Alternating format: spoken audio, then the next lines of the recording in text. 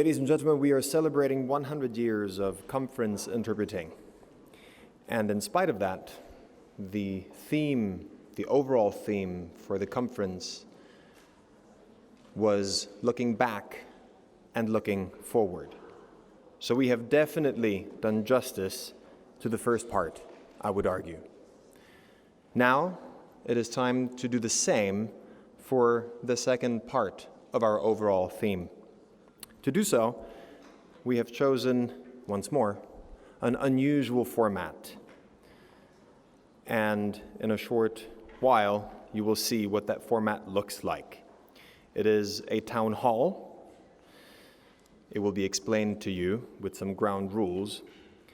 When the moderators of the session, yes, you heard right, moderators, because there are 3 of them, and although you might not recognize their faces right away, if you close your eyes and listen carefully, you will soon recognize the unmistakable voices of the Troublesome Terps, who are joining us from Edinburgh, Brussels, and Munich. And they will take you through the session. But before they do, it is my great honor to yield the stage to a man who has devoted much of his professional life to defending the interests of conference interpreters.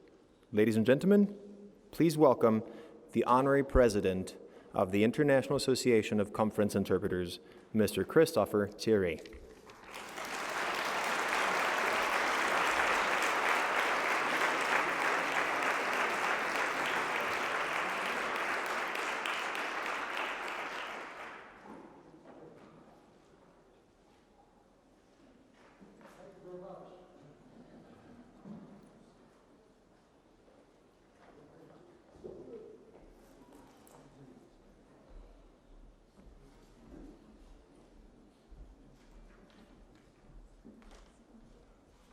D'abord, je voudrais dire aux interprètes que je n'ai pas fait photocopier ce torchon que j'appelle mes notes, parce que j'arrive à peine à les lire moi-même, donc ça ne leur servirait pas à grand-chose.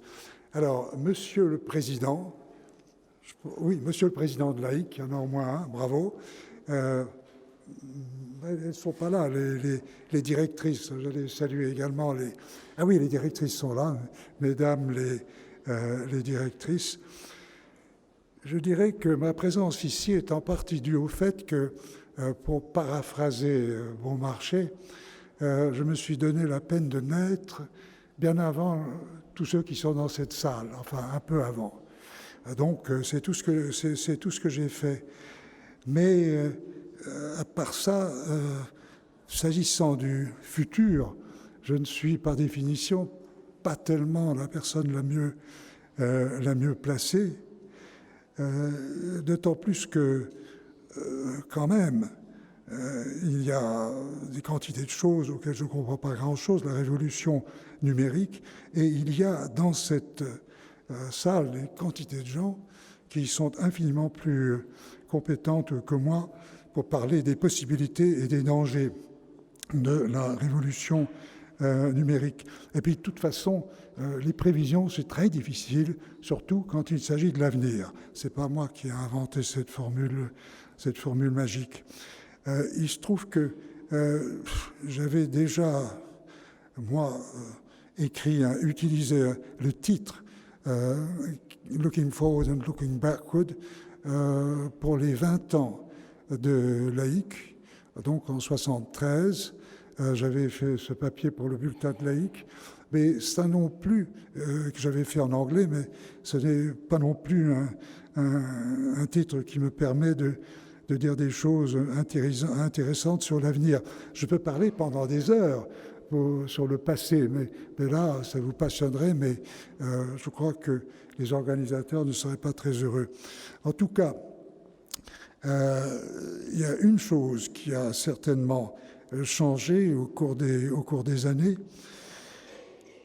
c'est le fait que vous soyez là.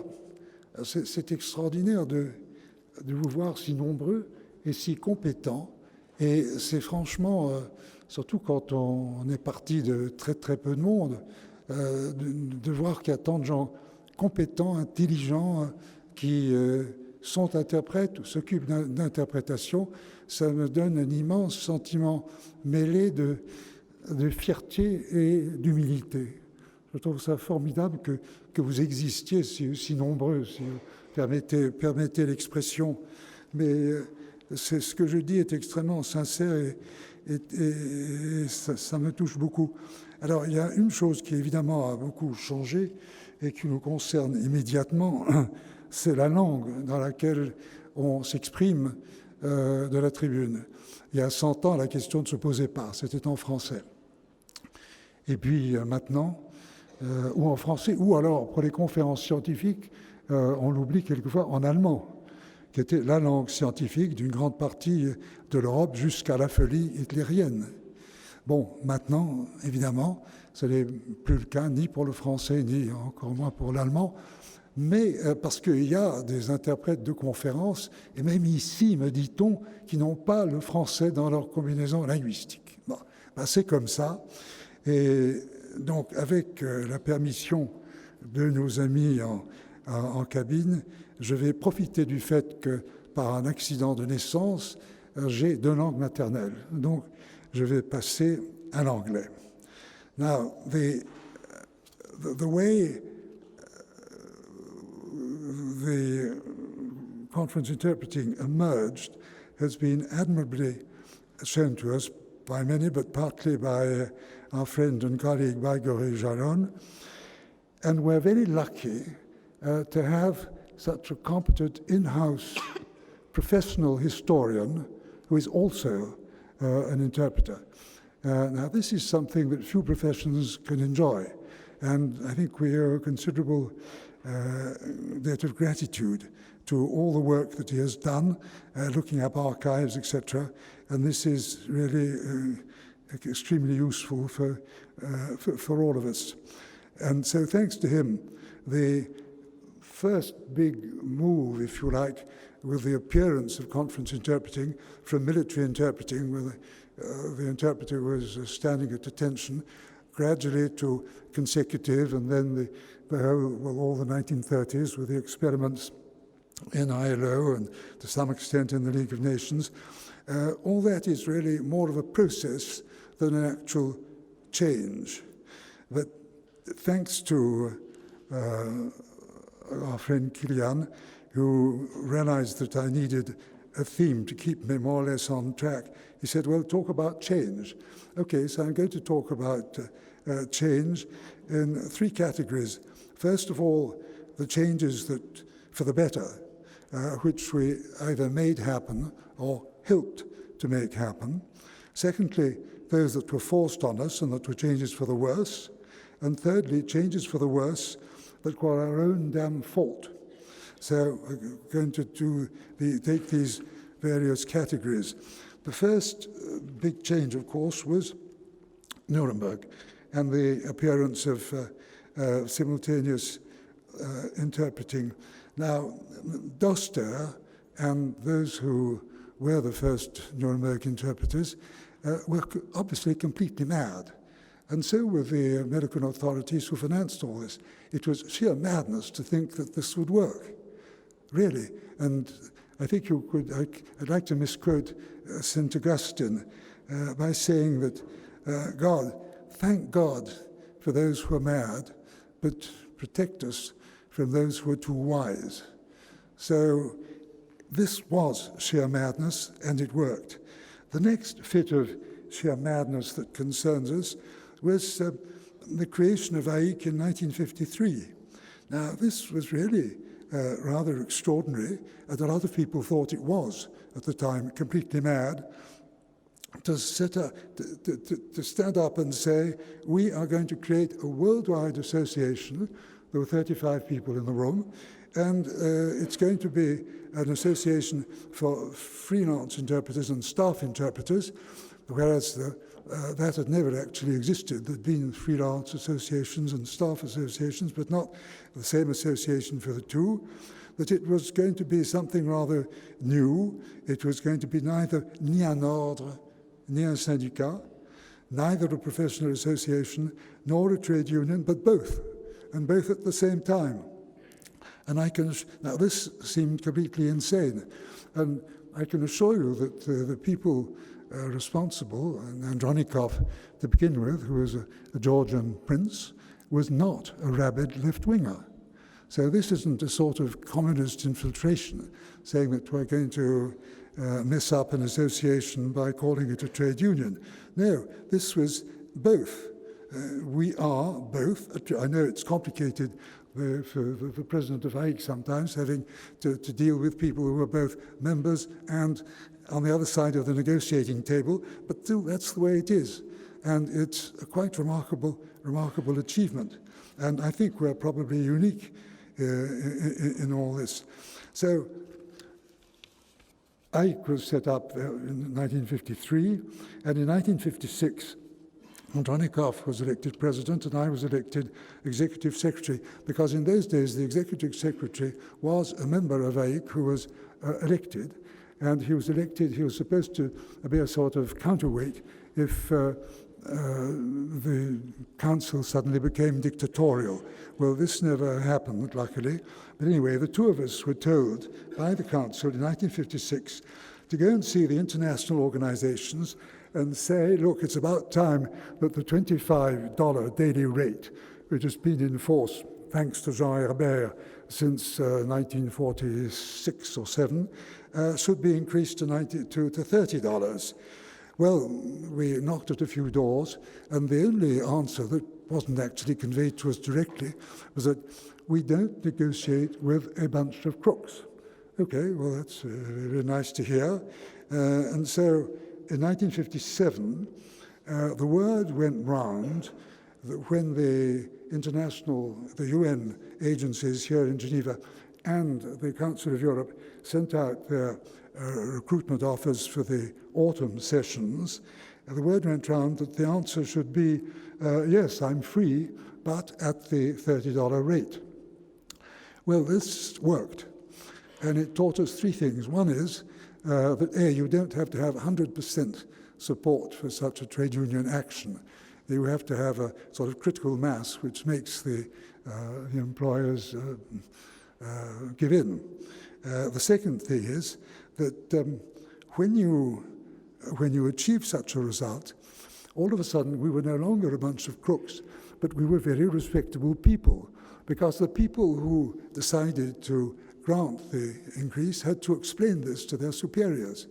And they had to say, no, it's really a very reasonable request, obviously. So we became perfectly respectable people. Now, this had considerable impact for the future, because it was thanks to that only a few years later, when Zoran Seliskovic came up with the mad idea that the international organizations that used freelance interpreters because it suited them year in, year out, had a responsibility for their old age. Now, this was thought to be completely mad among most interpreters, but after several discussions in AIIC, this was finally agreed, and so off we went to see to start with the CCAQ in UN here in Geneva, because then they accepted to talk to us, and we were doing this with the freelance conference translators, AIIC. And there are enough people on the organizational side to realize that it was probably worthwhile to have a working arrangement with a fairly important group of people who worked for the UN. Well, obviously, our outlandish suggestions were rejected.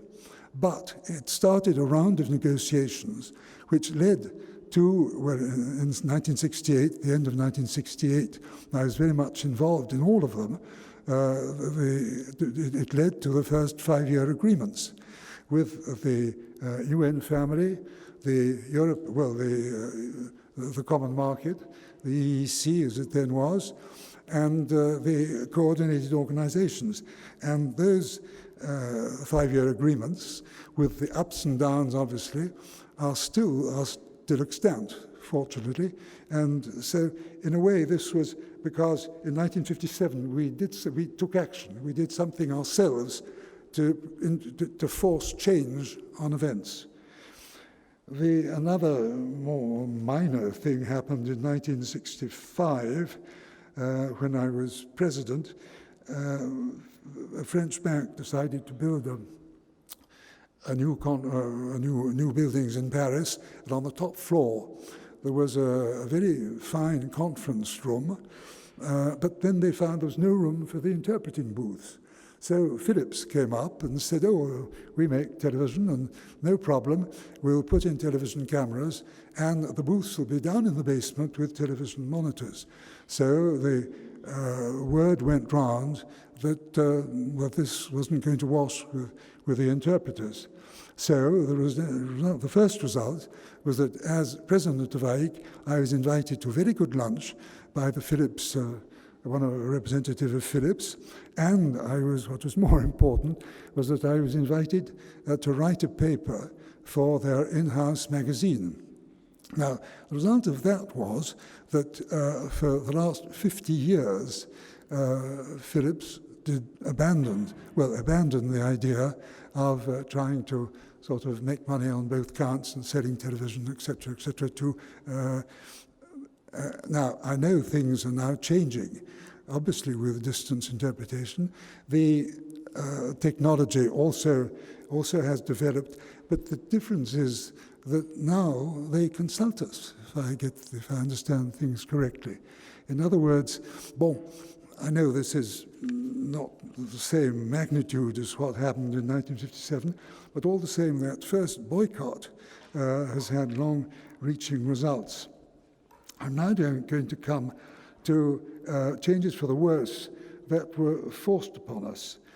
Originally at AIIC, there was a scale of fees, minimum rates, because the principle was that competition, which is natural, should be among interpreters, should be based on quality and not on price.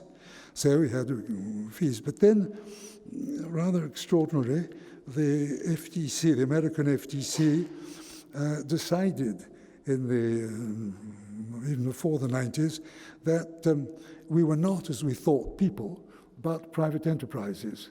We were a conglomeration of private enterprises, and that therefore the rules that had been devised before the First World War to break up the Rockefeller Standard Oil monopoly should apply to us.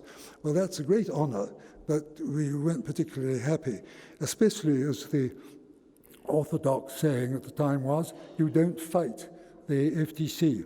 Well, fortunately, our American colleagues, and Evelyn Modja is, I think, in the room because she was the US regional secretary and she accompanied Luigi Lucarelli on some very important meetings. We did fight the FTC. It cost AIIC a lot of money, but we made it.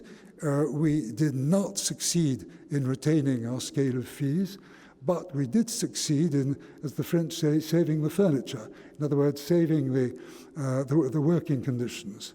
And of course the fact that whatever the FTC said had no bearing on the agreements with the international organizations.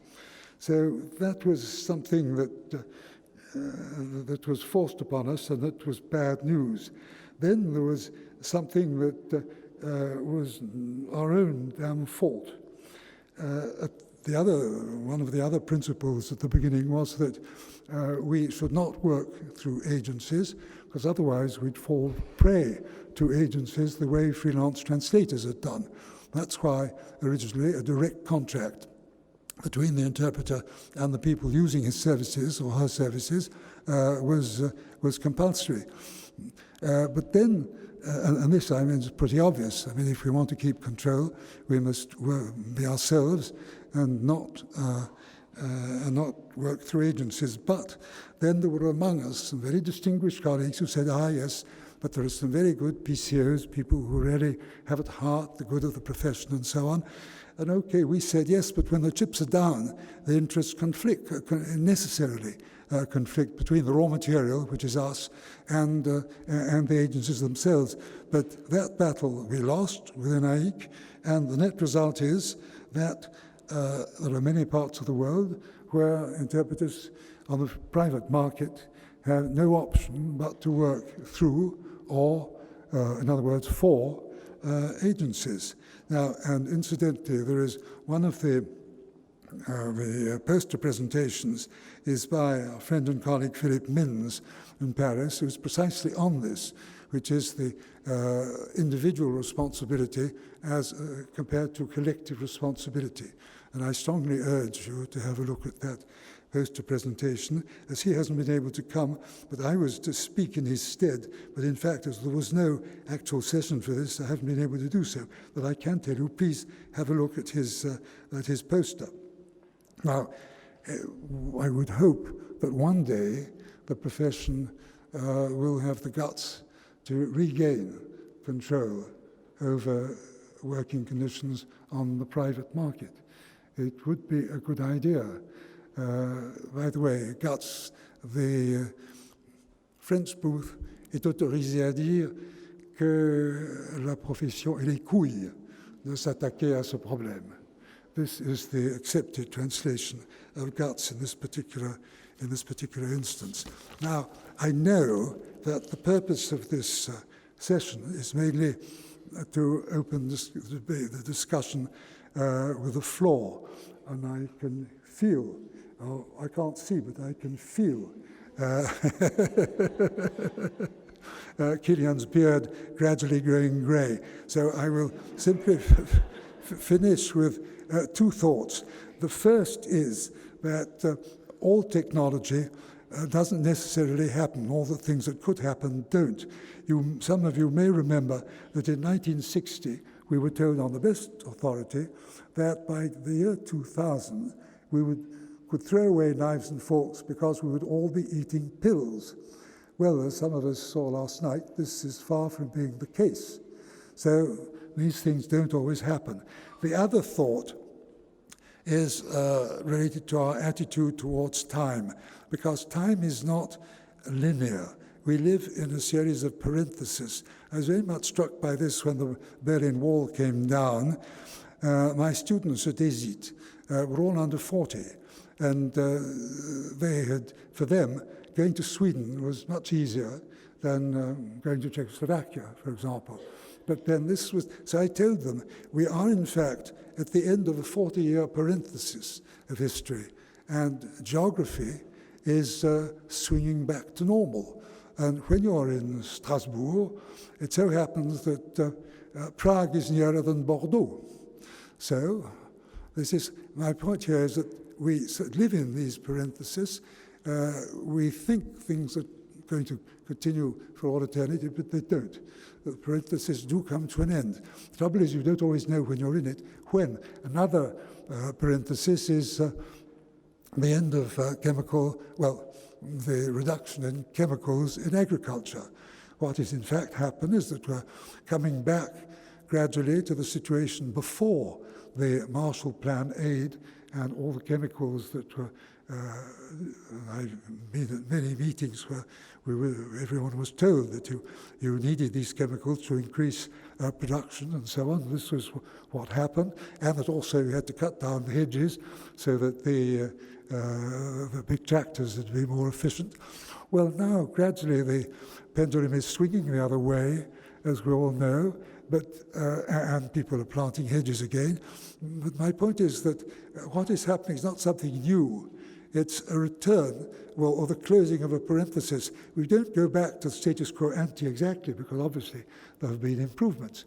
But at the same time, we must remember that the way things are not all inscribed in the laws of the Medes and the Persians, and that things can be changed. Well, I'm going to take a leaf out of the book, which has been generously distributed, where you will find Andronikov's speech for the 10 years of AIIC, and he ends with the words that, talking about time, my time is up. Thank you very much.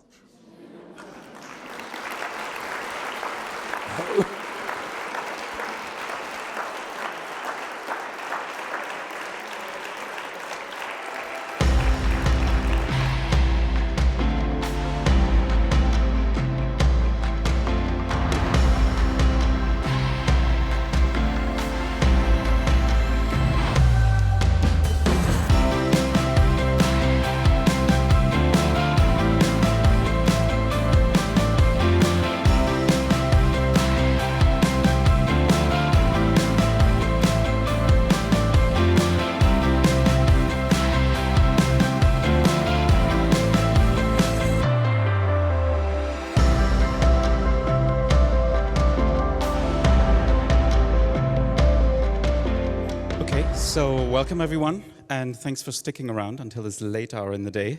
I want to introduce, first of all, our special guests up here on the panel. I'm a bit hesitant to call it a panel because this is really supposed to be a very interactive session, and more on that in a minute. But first of all, our guests. First of all, Marie Muttilainen, the Director of Interpretation at the European Court of Justice. In the middle, my boss, Florika Fink-Hooijer, the Director General of Interpretation at the European Commission, and over there, Marie Diur, the Chief of Interpretation, I believe, at the United Nations here in Geneva. If we could have a short round of applause, please.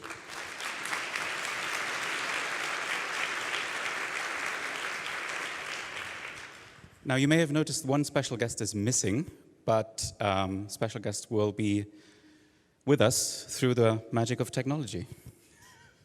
Greetings from the European Parliament. We are here to celebrate 100 years of conference interpreting. But let me begin by wishing the International Labour Office a very happy 100-year anniversary.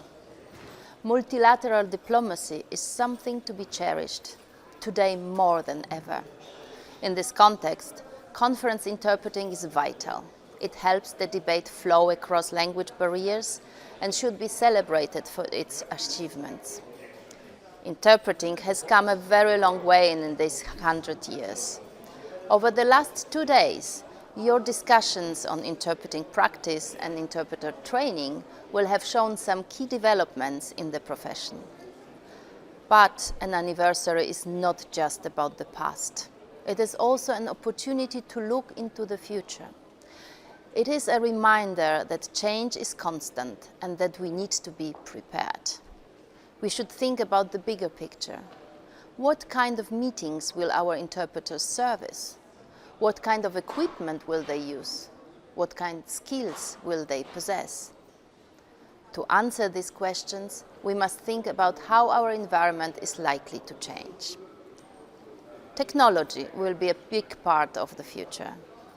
We do not know whether language technology will ever be in the position to compete with human interpreters. By today's standards, it seems doubtful.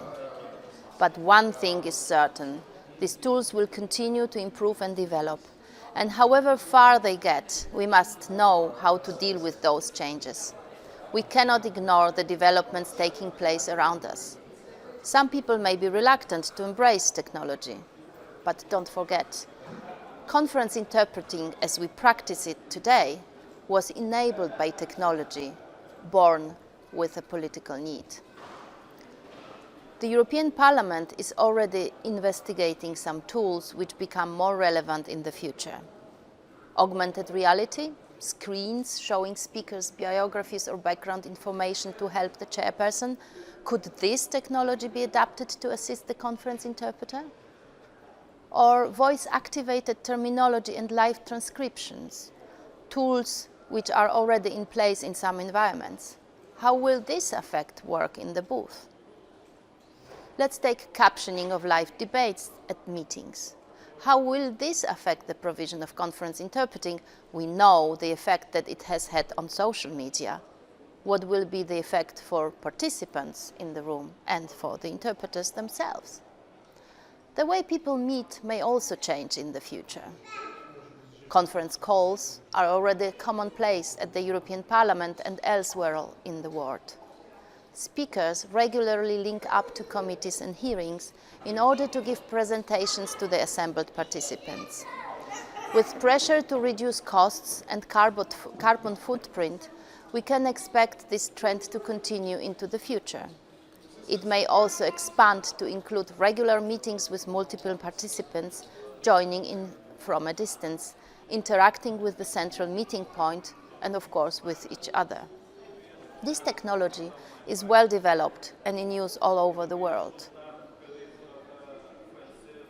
In most of institutional context, interpreting teams are co-located and almost always present in the meeting room. In the future, however, there might be situations in which we can provide the service more effectively from a distance.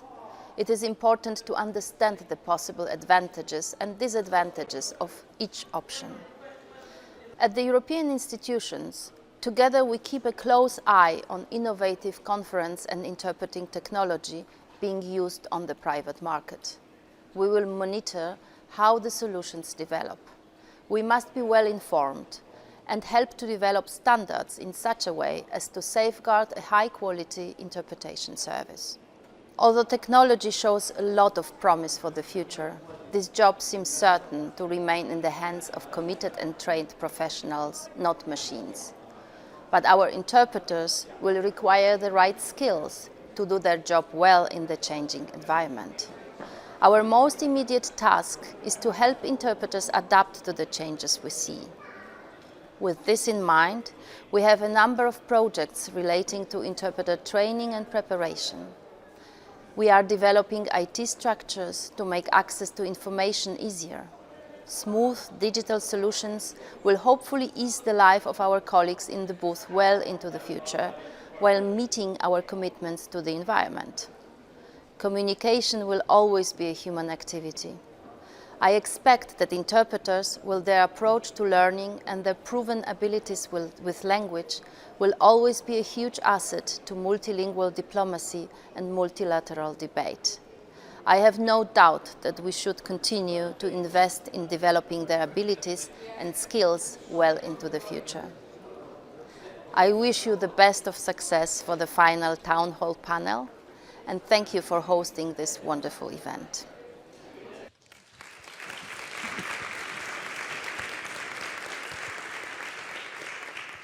So that was Agnieszka Walter-Drop there, the Director General of DGLINC, the Interpretation and Conference Service in the European Parliament.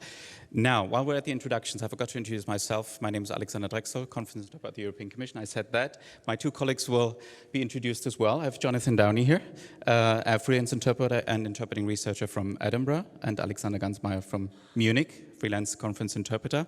I have a question for our special guests. Because I am very much interested in your take on the conference so far. You don't have to answer straight away because we are going to explain how the Town Hall will work, so you have a few minutes to think about this. But what was sort of the most interesting thing? Was there anything that immediately spoke to you, anything that you took away from these 1.5 days? And you have a few minutes to think about that. First of all, Killian mentioned it a little bit. There's a podcast called The Troublesome Terps, so real briefly just why the title. The idea is to be troublesome and to get to the topics that are really interesting for interpreters and keep us up at night, and the topics that also might be a little bit uncomfortable to talk about. So that's what we're trying to do in this town hall. And of course, we want to talk to you. So we're trying to make this as interactive as possible and encourage you to contribute. And with further details, Alexander. Right. So I know it on good authority that some staff interpreters have actually never interpreted a town hall, so we figured it might be a good idea to give you a little bit of information on what this actually is. So we do have 3 special guests up here on stage, but they're not actually in the hot seat that much. It's mostly you guys, because we want this to be a very open, very conversational exchange of ideas. We want to reflect with you guys. As Alexander was saying, we also highly encourage troublesome or controversial ideas. So if you have that, please do raise your hand and we will come to you. You can ask your questions in the English, French, and German language. That will be fine. However, unfortunately, we don't speak Spanish, so we would encourage you not to speak Spanish. And you will see us roaming around with the handheld microphones, so don't be afraid, we won't bite you. We're just running around to make sure that we facilitate the conversation, that everybody can get their questions out. We also have some questions prepared, should it come to that. Now, we're also going to look at the time, and sometimes, even though conversations can be terribly interesting, we might have to move the conversation on because it's been 2 very long days, and I'm not sure the interpreters up in the booth are getting overtime pay. So we are going to keep to the schedule, and yeah, we're just going to look forward to a very, very good conversation with all of you. Let's be controversial, let's be troublesome, and that's it from my side. Okay, over to the special guests. You had a few moments there to think about it. And why don't we start with you, Marie? En fait, moi, ce qui m'a fait le plus plaisir, c'est de voir les jeunes et de voir la motivation et la passion des jeunes et de voir leur implication et de voir leur leur volonté de continuer à aller de l'avant, leur volonté de comprendre ce qui s'est passé quand ils n'étaient pas encore interprètes. Certains d'entre eux n'étaient même pas encore nés. Et ça fait vraiment plaisir à voir. Voilà. Donc la conclusion que je tire après avoir vu cette passion et cette motivation, c'est que la profession est entre de bonnes mains. Voilà. Yeah. I was just wondering whether you're referring to Agnieszka's video with the next generation of interpreters in the background, but that was not it. Okay. Marie, what about you? Je continue en français parce que je n'aurai pas le luxe de parler ma langue maternelle, le finnois. Je continue avec la langue de travail de la Cour. À la question de ce qui m'aurait marqué déjà tout, bien sûr, c'est un programme, c'est un luxe de pouvoir parler entre professionnels d'une profession qui nous tient tellement à cœur. Pour moi, ce qui m'a le plus marqué, c'était peut-être la présentation de Jesus. Je connais bien sûr aussi l'histoire de l'interprétation, même avant d'avoir entendu son exposé hier, mais ça ne fait jamais de mal de se souvenir du pourquoi on est là. Parce que pour moi, la chose la plus importante, avant de penser à l'avenir, avant de penser à comment nous pourrions encore évoluer, c'est de savoir qu'on est là pour une mission, on a un travail à faire. Il y a eu un besoin des interprètes de conférences, ça s'est fait. Ça a été créé il y a 100 ans. C'est un métier qui est quand même assez nouveau, si l'on y pense. Et ça m'a tout de suite projeté toutes les raisons pour lesquelles j'ai voulu moi-même être interprète de conférences. Et ce que je considère important dans le métier, c'est-à-dire justement d'avoir ce besoin d'exister, ce besoin d'aider les gens qui communiquent entre eux. Aussi les études sur tout ce qui est neuropsychologie et tout ce qui se passe dans notre tête m'intéressent beaucoup parce que c'est vrai que l'université de Turku, dont j'ai été diplômée en interprétation de conférences, l'université de Turku et en Finlande, ce type d'études ont beaucoup intéressé aussi les chercheurs. Et c'est aussi pour moi un petit rappel du cerveau humain. Et là, à nouveau, je mettrai l'accent sur le cerveau humain qui est capable de faire tous ces ponts entre pensée, émotion, contenu, style, etc. Mais j'y reviendrai. Merci beaucoup. Et pour finir, Florika. Okay. Ich darf Deutsch reden. Absolut. Wie gesagt, nur ganz kurz. Ich werde auch langsam reden. Für diejenigen, die vielleicht jetzt nicht aufgepasst haben, als ich vorgestellt wurde, ich bin wahrscheinlich mit Dirk und einen anderen Vertretern der Industrie hier einer der wenigen Nicht-Dolmetschern im Raum. Und das schüchtert mich natürlich ein bisschen ein, aber es verehrt mich natürlich auch, vor allen Dingen, wenn ich mehr oder weniger in einem Panel sitze mit so großen Dolmetschern wie Monsieur Thie. Aber das Erste, was ich, glaube ich, sagen möchte, ist, gerade weil Monsieur Thie gerade gesprochen hatte, wenn man 100 Jahre zurückguckt, dann sollte eigentlich die gesamte Gemeinschaft von Dolmetschern als allererstes wahnsinnig stolz sein. Stolz über das, was geschaffen wurde von den Riesen wie Monsieur Thie, auf deren Schultern wir jetzt stehen und die es uns erlauben, jetzt nach vorne zu schauen. Und wenn ich jetzt auch mal gucke auf 100 Jahre, so wie sie gestern auch dargestellt worden sind. Das Einzige, was wirklich konstant in diesen 100 Jahren war, ist der Wandel und die Notwendigkeit, sich anzupassen. Genauso wichtig aber auch, dass vor allen Dingen an allen wichtigen Momenten, politisch, gesellschaftlich, wo ein Umbruch in der Welt stattfand, auch Dolmetscher da waren. Ich glaube, das ist auch ganz wichtig und sollte eigentlich die Gemeinschaft mit einem wahnsinnigen Stolz eigentlich erfüllen. Was ich auch gedacht habe, als ich jetzt zugehört habe, gestern und heute,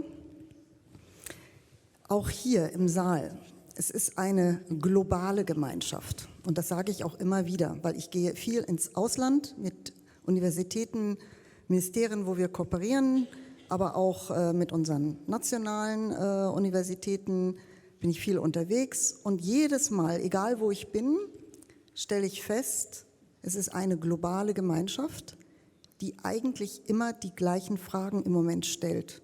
Und das sind genau die Fragen, die wir uns auch im SCIC stellen.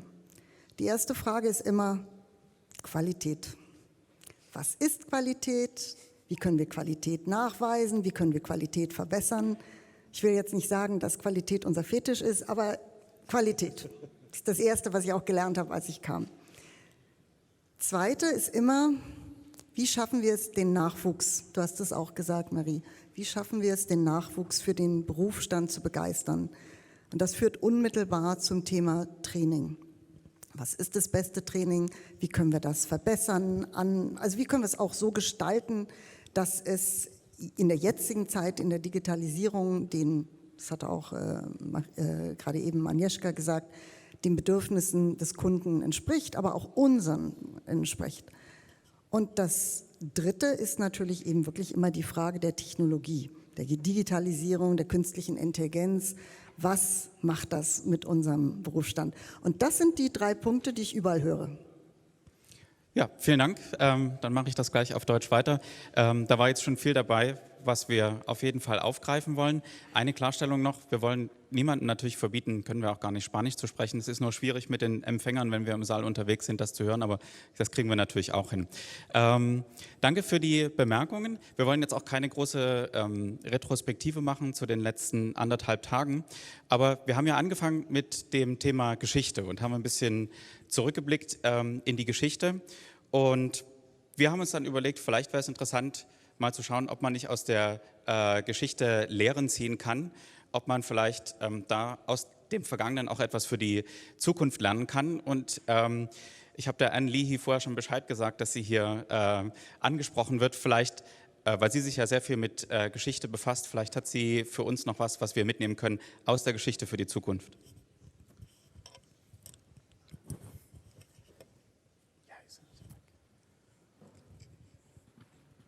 Thank you for the invitation. I appreciate it.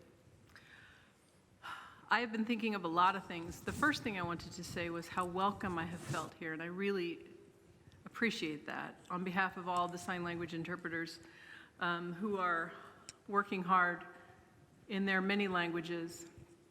We haven't always felt like we had an open door to meetings like this, and I cannot thank you enough. I have felt just absolutely one of you and one of your peers.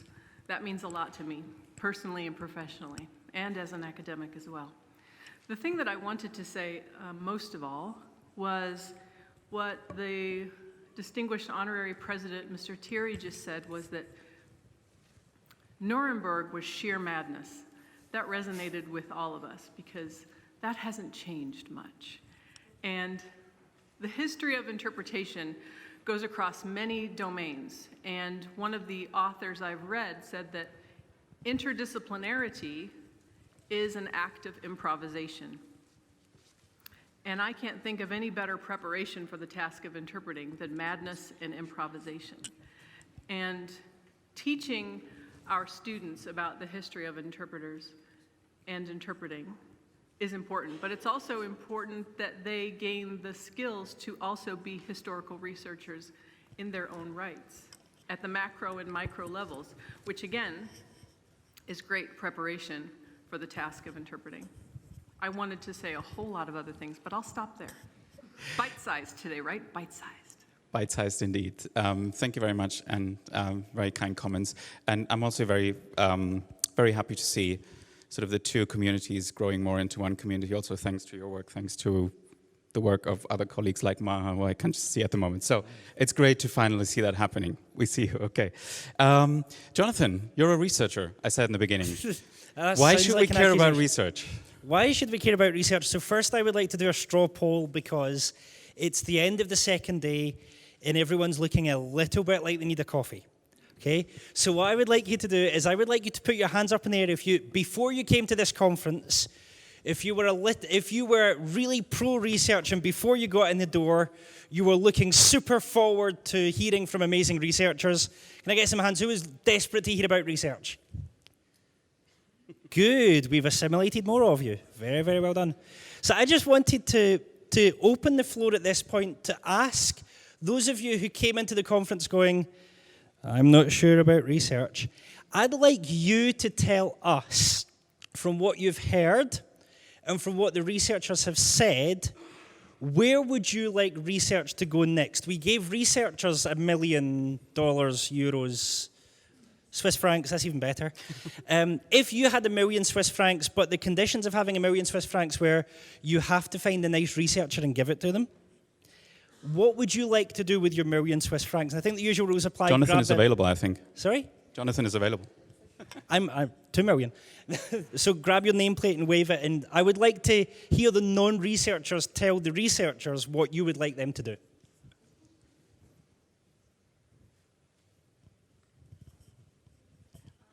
Yeah, sure, go ahead. I would like to hear more about the role of emotion in interpretation, both about what it does to interpreters, and when interpreters convey emotions, what it does to the user of interpretation services. Thank you. That's a really interesting point. We've had one podcast episode about that, and it's a field that we really need to get some more research on. Would anyone else like to jump in? We're all interpreters. We all like to talk. Anyone else? Yes, right at the back. Good afternoon. I'm Christina Edwards. I'm the chief interpreter at the UN in Vienna. What I would most like, which would help me very much in my daily work, would be new research which would prove the physiological effects on interpreter well-being of certain conditions, such as increased stress, increased workload, and so on and so forth. There was a study done a long time ago, but nothing's been done since. And when we're constantly being asked to justify why we say the conditions must be what they are, it would be good to have something cutting edge on that. And that's an area that I think we would all like to know, what is interpreting doing to us. Don't know about anyone else. I really enjoyed watching what interpreting was doing to my brain. It explained a lot of my behavioral characteristics. Yep, there's one right over there. Yes, so I would like to hear more about the technicalities of perception for interpreters, and maybe we could work out a standard of the volume and the frequencies that need to be used in the input channel, so that we could provide interpretation without getting headaches, because I'm pretty sure that some frequencies are just unacceptable for most people to work with, and the combinations of frequencies, in the input channel. That's really interesting. I don't think I'm the only interpreter who's dealt with a speaker who seems to have something near the microphone that's shrieking all the time.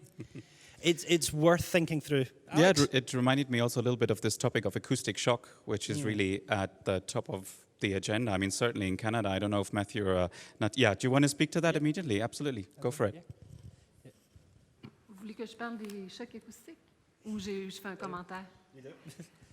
En fait, je ne parlerai pas des chocs acoustiques. Je peux en parler aussi.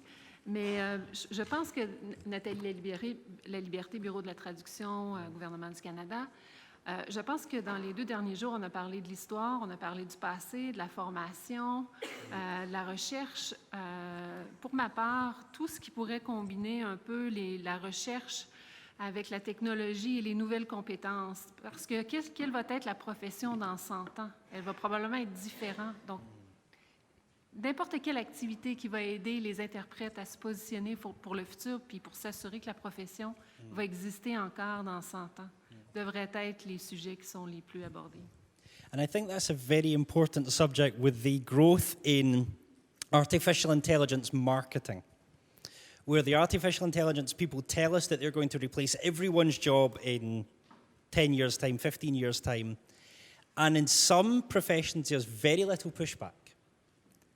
And so we need to maybe think about, as interpreters, what is our answer when an artificial intelligence person comes in and says, I don't know how you do your job, I've never watched you do your job, but I'm going to replace you in 10 years' time. We need to have an answer. Alex? Donc, voulez-vous que je parle aussi des chocs acoustiques? Ah oui. Donc, on a eu plusieurs accidents assez sérieux au Canada où des interprètes ont subi des chocs acoustiques qui ont demandé l'hospitalisation des interprètes, tant employés que pigistes. Principalement, les enjeux sont reliés à la technologie qui n'a pas vraiment rattrapé le métier. On voit de plus en plus des compagnies, des consoles qui rencontrent les normes ISO, mais ça n'a pas toujours été le cas. Il y a encore des fournisseurs de services qui utilisent la vieille technologie. Donc, surtout chez nous, avec l'interprétation à distance, où les employés du gouvernement ont la possibilité de travailler de la maison, on a vu beaucoup de fluctuations de son, les techniciens qui montent et baissent le son. Et sans compresseur limiteur dans la chaîne de son, bien, il peut y avoir des chocs acoustiques, il y a quelqu'un à distance qui parle et tout d'un coup, on monte le son. Donc, on se penche beaucoup sur la question, on travaille avec l'AIIC, pour les normes ISO, et on essaie de trouver des solutions pour prévenir le plus possible ce genre d'accident. Yeah, thanks very much for that. And there's a lot being done, so thank you as well for your commitment and to AIIC as well. And I think what's important as well is to get these, because after all, we're talking about different communities or sub-communities like practice, training, research.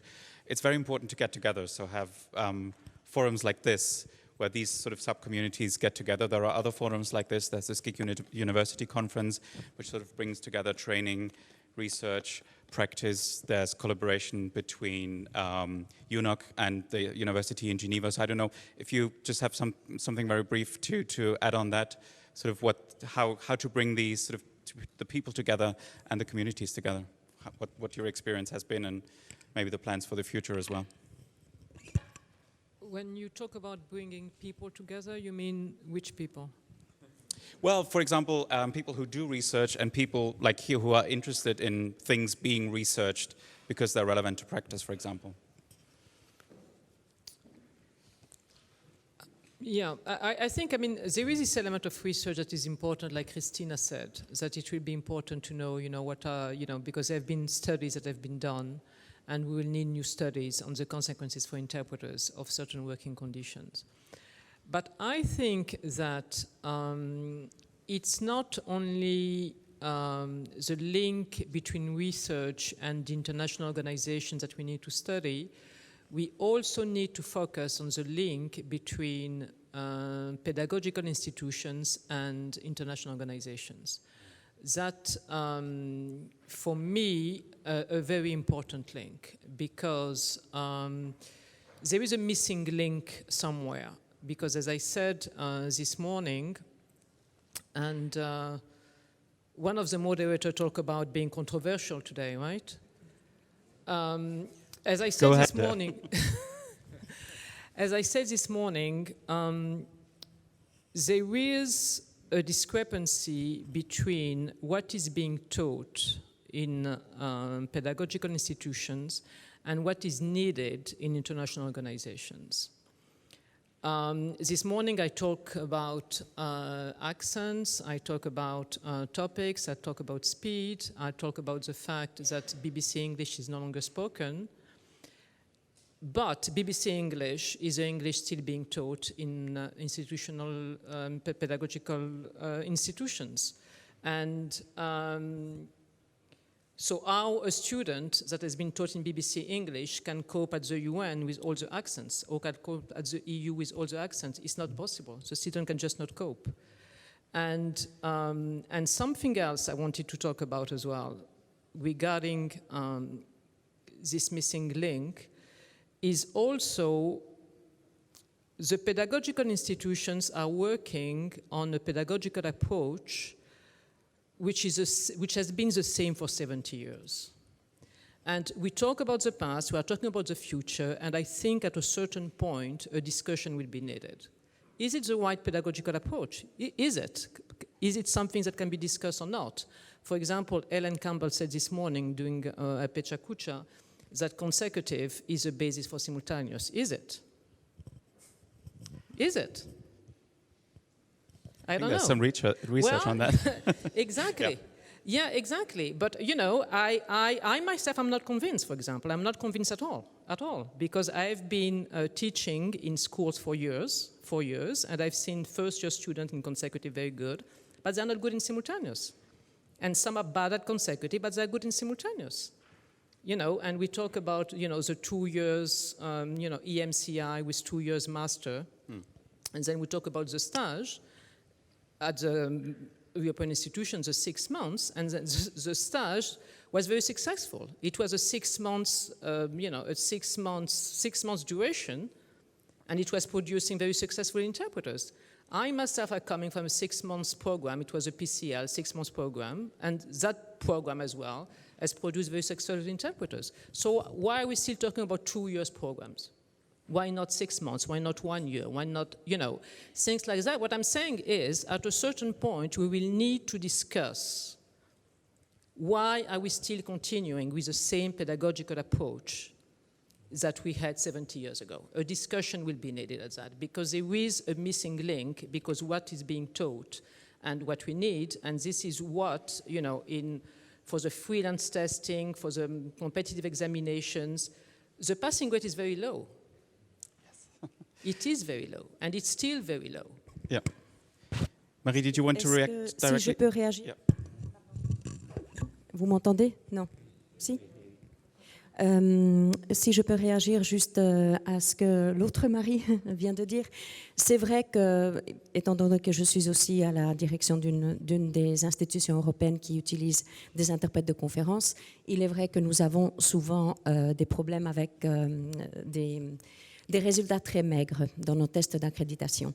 Mais je ne mettrai pas en cause la formation en tant que telle, parce qu'une formation d'interprète de base, selon moi, elle doit rester quand même cette formation traditionnelle, la consécutive, que nous ne pratiquons pas du tout à la Cour de justice. D'ailleurs, c'est vrai que nous ne faisons que de la simultanée, mais la consécutive apprend à l'interprète à analyser, à vraiment bien analyser le contenu de ce qui est dit.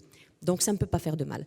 Je pense que le problème est plutôt est-ce qu'on connaît la réalité du travail dans les institutions internationales et les institutions européennes? Et l'idéal serait bien sûr de pouvoir faire un stage tout de suite après la formation d'interprète de conférence. Donc ce n'est pas peut-être les compétences de base sont les mêmes, les compétences de base sont certainement utiles, mais il faut une telle maturité pour arriver au niveau que demandent les Nations Unies certainement et l'Union européenne certainement, que je pense qu'il devrait y avoir quelque chose entre les deux. C'est-à-dire idéalement un stage dans l'institution ou au moins, nous avons à la Cour de justice, nous avons la possibilité d'offrir un stage, mais qui est très court et qui bien sûr ne répond qu'aux besoins de la Cour de justice, puisque les étudiants ou les fraîchement diplômés peuvent venir pendant le stage écouter les audiences de la Cour. C'est spécifique, c'est vraiment purement juridique et ce n'est qu'une audience. Ça ne donne pas du tout toute la panoplie de réunions que l'on devrait être capable de faire en tant qu'interprète. Mais en même temps, cela donne quand même un aperçu de la vie réelle dans laquelle travaillent les interprètes de conférences. Et donc, l'idéal serait, bien sûr, qu'après l'université, on puisse les aider, les épauler, nous, les institutions, dans différents types de stages, ou brush-up, ou le PASS qu'on est en train de faire ensemble avec les 3 institutions européennes. Donc, c'est délicat. La proposition, c'est une sorte de perfectionnement spécifique à l'institution. Oui, qui est absolument utile, nécessaire. We can maybe talk a little bit about the support for universities from institutions in a second, but I think there was a reaction here from Bart from the research side. Go ahead. Peut-être pas tout à fait du côté de la recherche, mais comme le gant a été jeté, je vais essayer de le ramasser, puisque je représente quand même aussi une institution qui forme des interprètes.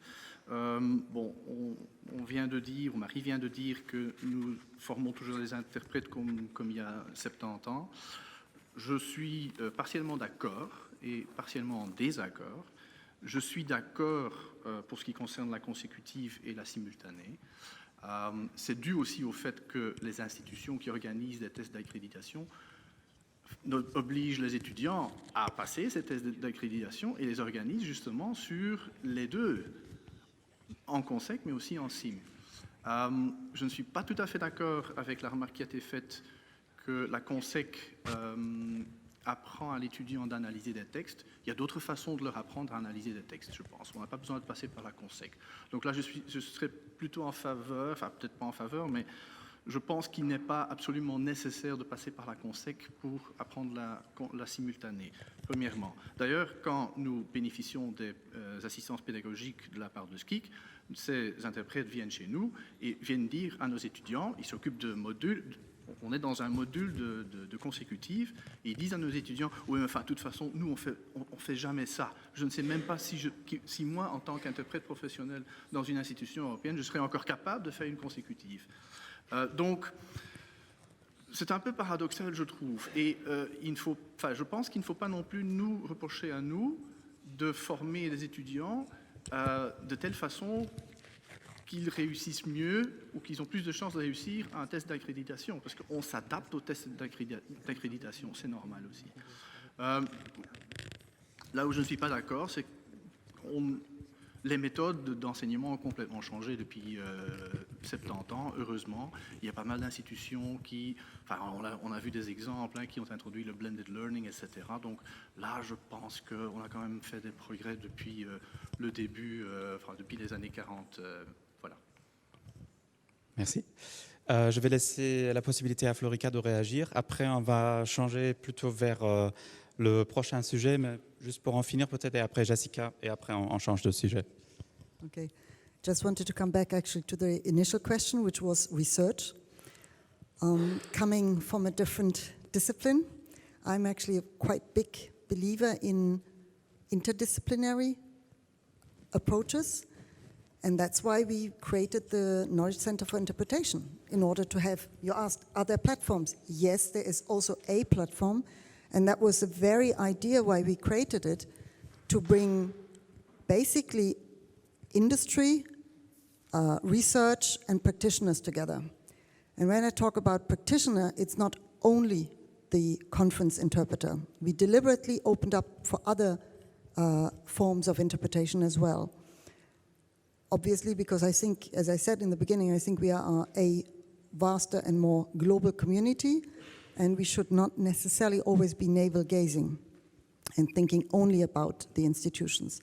So I think when you talk about research, I'm now also want to be a bit more provocative.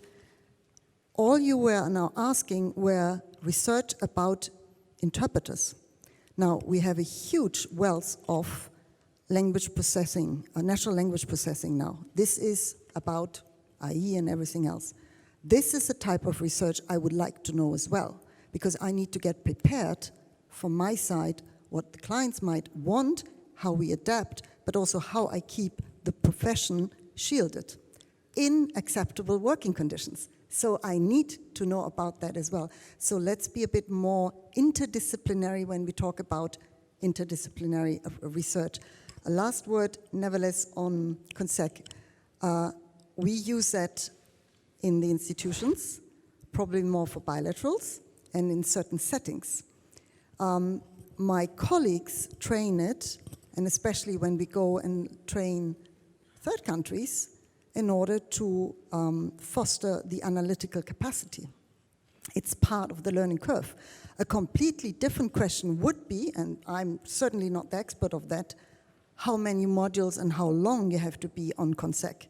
Because personally, when I look from a more managerial point of view, we also should make sure that the new future graduate is able to use a digital environment, know how to work in just classic, what we already have, like video conferencing and this type of thing.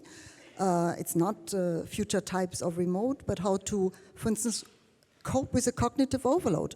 Because my colleagues sometimes already work with, and they will probably work in an environment where they have different screens, digital, not paper anymore. And I mean, these are the things people have to learn.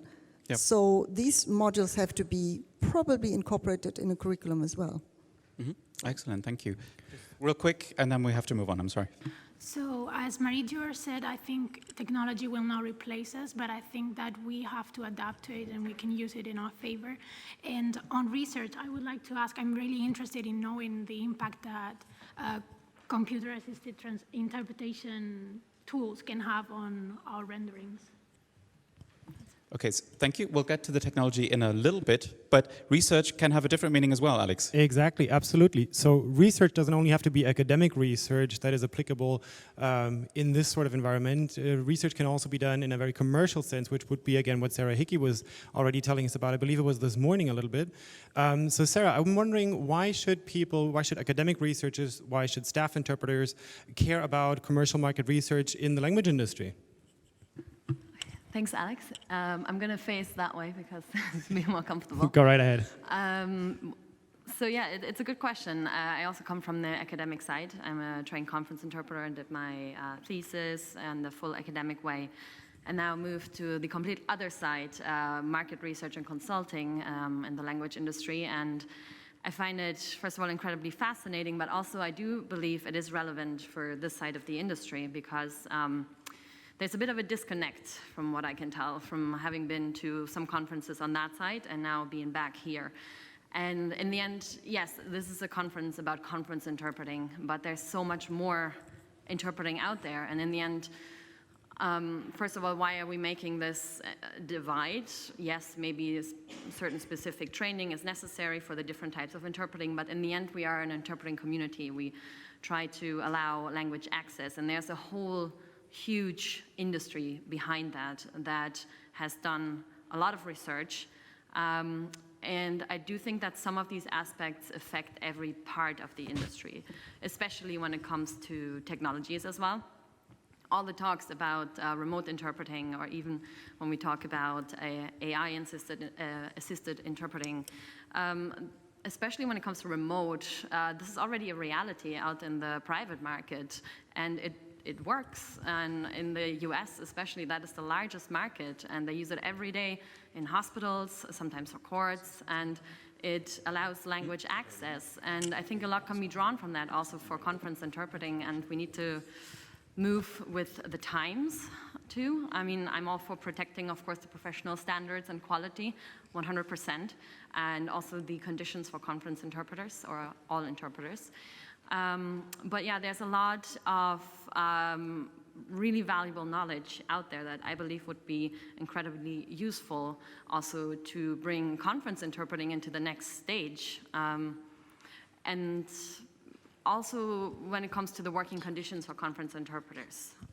So we try to encompass all angles, from the provider to the buyer, the enterprises, the actual practitioners.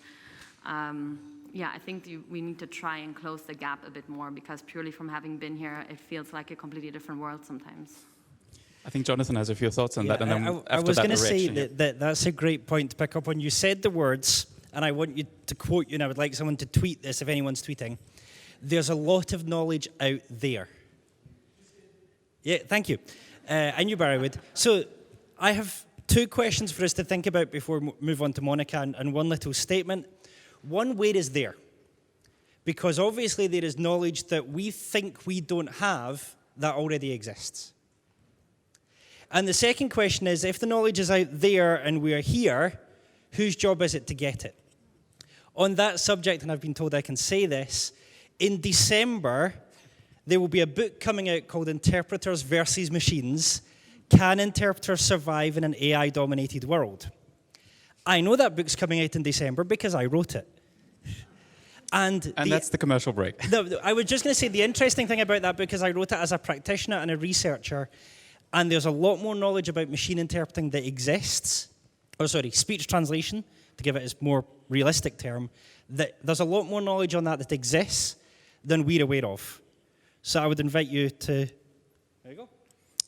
Reaction? In Spanish, if you like. I have picked up the earphone. Nee, es ist in Ordnung, ich kann auf Deutsch sprechen.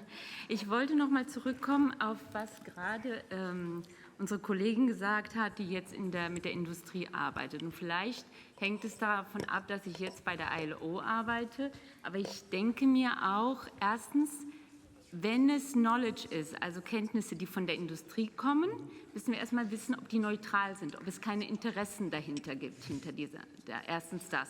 Also ethische Fragen erstmal, und dann hätte ich noch gern, wenn diese ganzen Kenntnisse schon existieren, dann würde ich gern diese ganzen Data sehen, dass jemand sie analysiert und dass wir dann nochmal darauf zurückkommen, was Tina nämlich gesagt hat, wenn Remote wenn uns gesagt wird, Remote is Reality, okay, dann haben wir aber schon, wissen wir auch, was es dann bedeutet für Staff Interpreters, für die Beamten sind, die jeden Tag vielleicht in der Zukunft in diesem Modus arbeiten müssen. Was bedeutet das? Aber wenn es dazu kommt, oder was bedeutet auch für unsere Kollegen, uns wird gesagt, es gibt Kollegen im Privatmarkt, die machen das schon, was bedeutet das für die Arbeitsbedingungen? Was bedeutet das für Stress? Was bedeutet das für die Gesundheit der? Da möchte ich als Chefdolmetscher noch viel mehr Daten und Studien bekommen. Vielleicht habe ich die nicht, vielleicht existieren die schon, aber dann brauchen wir vielleicht unter uns ein Repository oder einen Platz, wo ich dann irgendwo hingehen kann und mir das alles durchlesen kann, weil ehrlich gesagt habe ich noch nicht die Kenntnisse.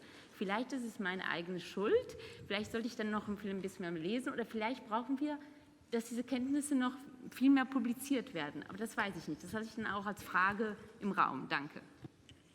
Kurze Werbeankündigung für das Knowledge Center wäre ja eine Möglichkeit. Alex? I think that was a very valuable thing that you mentioned, because I do think, especially when it comes to new technologies and also remote interpreting, there's a lot of information that we still need to gather and to compile. But I think that also goes to what you were saying, Marie, about the curriculums and how we need to change to adapt to technologies and kind of reassess how we train interpreters. And that's how I want to throw it over to Josh Goldsmith, because in his Pecha Kucha, he was already talking about new technologies, how we can, for example, use the internet in order to take innovative training approaches. So I just want to throw it over to you, Josh, and ask you, how do you believe can we use online training when it comes to these sort of new technologies like tablets, of course, you guys are doing already, but remote interpreting and generally just this brave new world of technology that we're faced with? Were you letting all of the people who were going to be called on know in advance that they were going to be called on? Most of them.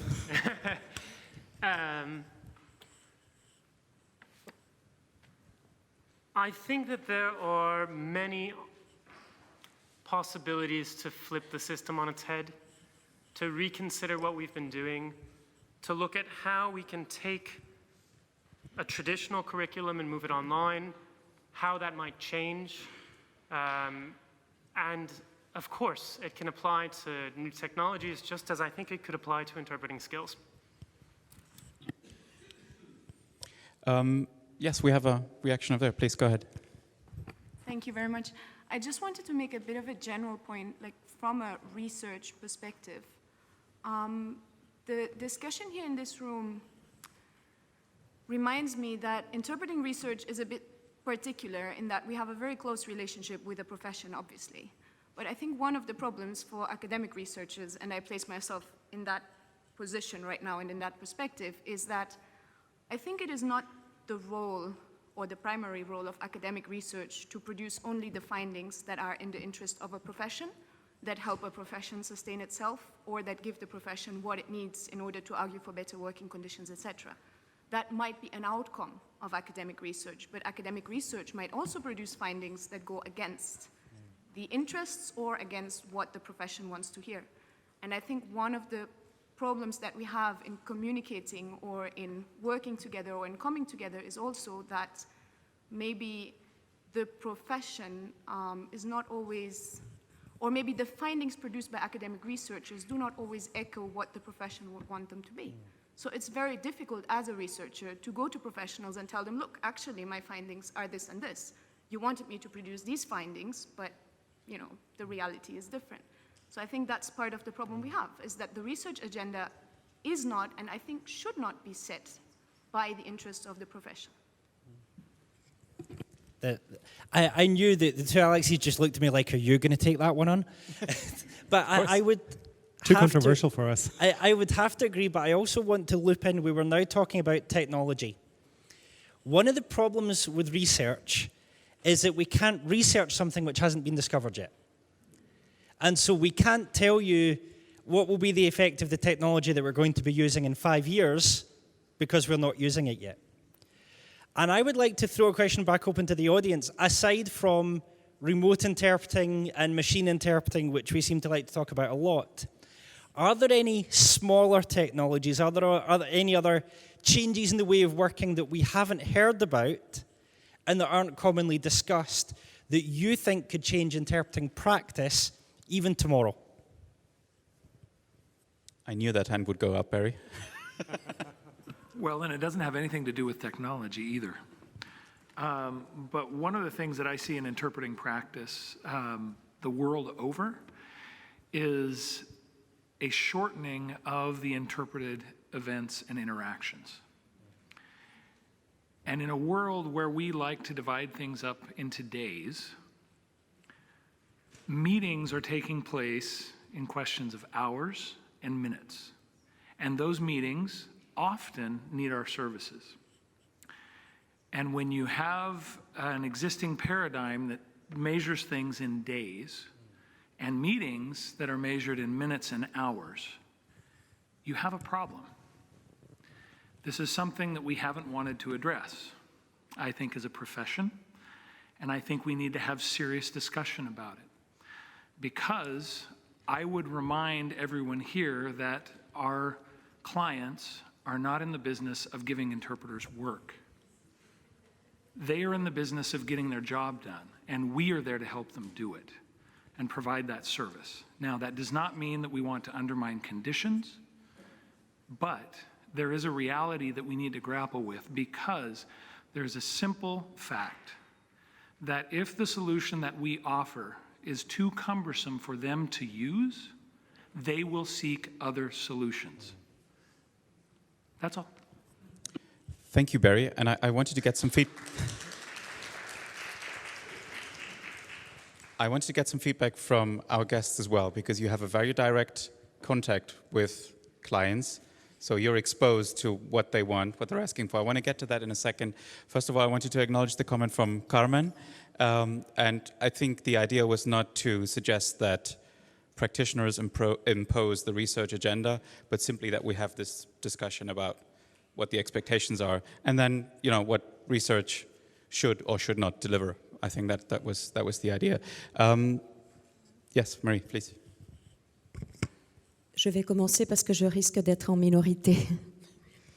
Étant donné la nature de mon institution, qui travaille de manière très traditionnelle, nous sommes une institution qui va certainement continuer encore longtemps avec les interprètes de conférences dans des cabines, physiquement dans la même salle que les juges. Parce que n'oublions pas que la Cour de justice est une juridiction, et c'est une juridiction dont le travail est bien sûr confidentiel, dont le travail est multilingue, réellement multilingue, ce qui veut dire que les affaires plaidées devant la Cour de justice à Luxembourg peuvent être plaidées, toute l'affaire, en lituanien, en danois, dans n'importe quelle des 24 langues de l'Union européenne, en entier. Et que chaque juge assis dans la salle est complètement dépendant de l'interprétation qui lui est donnée. Donc, je comprends tout à fait que beaucoup sur le marché privé, il y a des besoins différents et que dans plusieurs types de réunions interinstitutionnelles et internationales, aussi au niveau de l'Union européenne, nous avons besoin de mettre en place, d'essayer de nouvelles pratiques et d'utiliser toutes les technologies qui existent. N'empêche que si on parle de ce que veut le client, mon client à moi, c'est le juge européen. Et donc le juge européen veut que les délibérations, les débats, les discussions de la Cour de justice restent, en tout cas encore pour l'instant, confidentiels. Il y a eu beaucoup de discussions sur la nécessité ou pas de faire du web streaming pour les audiences de la Cour, qui sont d'ailleurs publiques. Les audiences de la Cour à Luxembourg sont publiques. Il est tout à fait possible de venir en tant que visiteur, présenter sa carte d'identité, de venir suivre une audience, mais il n'y a pas encore de volonté à ce que cela soit mis en toile. Voilà. Donc, il y a des réalités, et étant donné que je travaille dans ces réalités-là et je travaille pour mes clients selon leurs besoins et leurs demandes, c'est la raison pour laquelle je considère qu'il y a quand même encore un avenir aussi pour des interprètes de conférences formés de manière traditionnelle.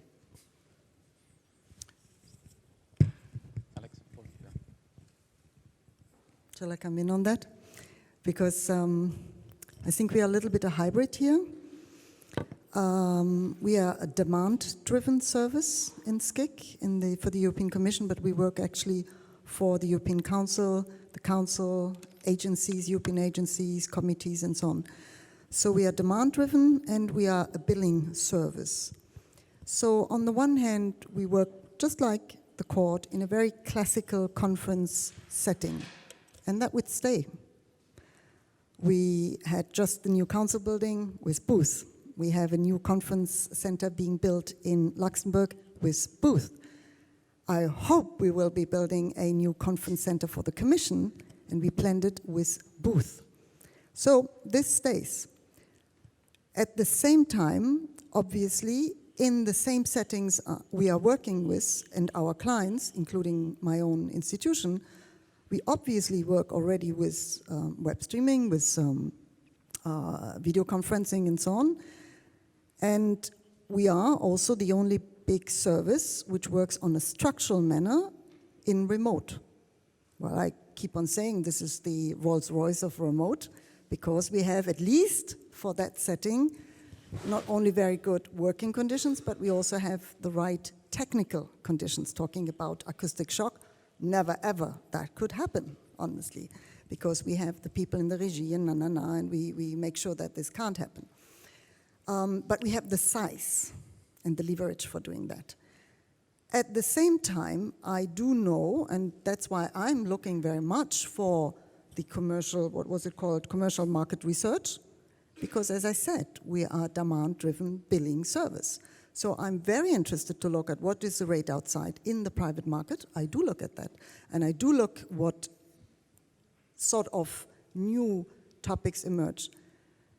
Now, we are changing our political leadership, and there's one thing which comes and emerges very strongly: Green Deal, digitalization. I'm not shocked by that, because we knew, or we could anticipate that this is coming. And of course, we also have room management, conference management. And in this context, I do see a lot about going from meeting rooms to meeting space. The conferences change, even for our own commissioners, for our own work, but also outside. So that's, if you want a market, as a manager, I have to look at that. So I have to get prepared. It will not be the core market. That's why the core is and remains conference interpreting.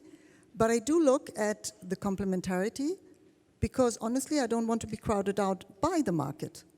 That's something I would like to provide in-house. Yep.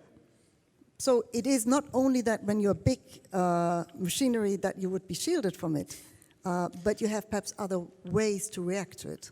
Absolutely. I want to give Marie the opportunity to reply if she wants to, but yeah, Alex, there were some reactions. Matthew, I think you wanted to say something, didn't you? I just wanted to chime in on Barry's comments, because I thought they were very interesting. And those who know me know I'm probably not a controversial person, or the least controversial person you know, but we were asked to be controversial, so I'm going to give it my best. I think AIIC and I think the sector needs to look at the daily billing for sure, because we're a perfect example. The Translation Bureau, we're client-based and client demand-driven. We charge back as well, many of our clients, and we have interpreters who operate under two different systems. So many of our interpreters, well, many of our interpreters are staff, but we pay our daily rate like all of the other institutions. And then for our sign language interpreters, the freelancers, they don't get paid a daily rate. They get paid an hourly rate. And I've seen the invoices, and I can tell you that some of our sign language interpreters make more than some of our spoken language interpreters. So I think it's a discussion that AIIC should have, because I think it's something that bears considering on all sides. I think there was also a reaction from Olga somewhere on the left, and then Marie, if you want to also chime in on that, we'll get to you, okay?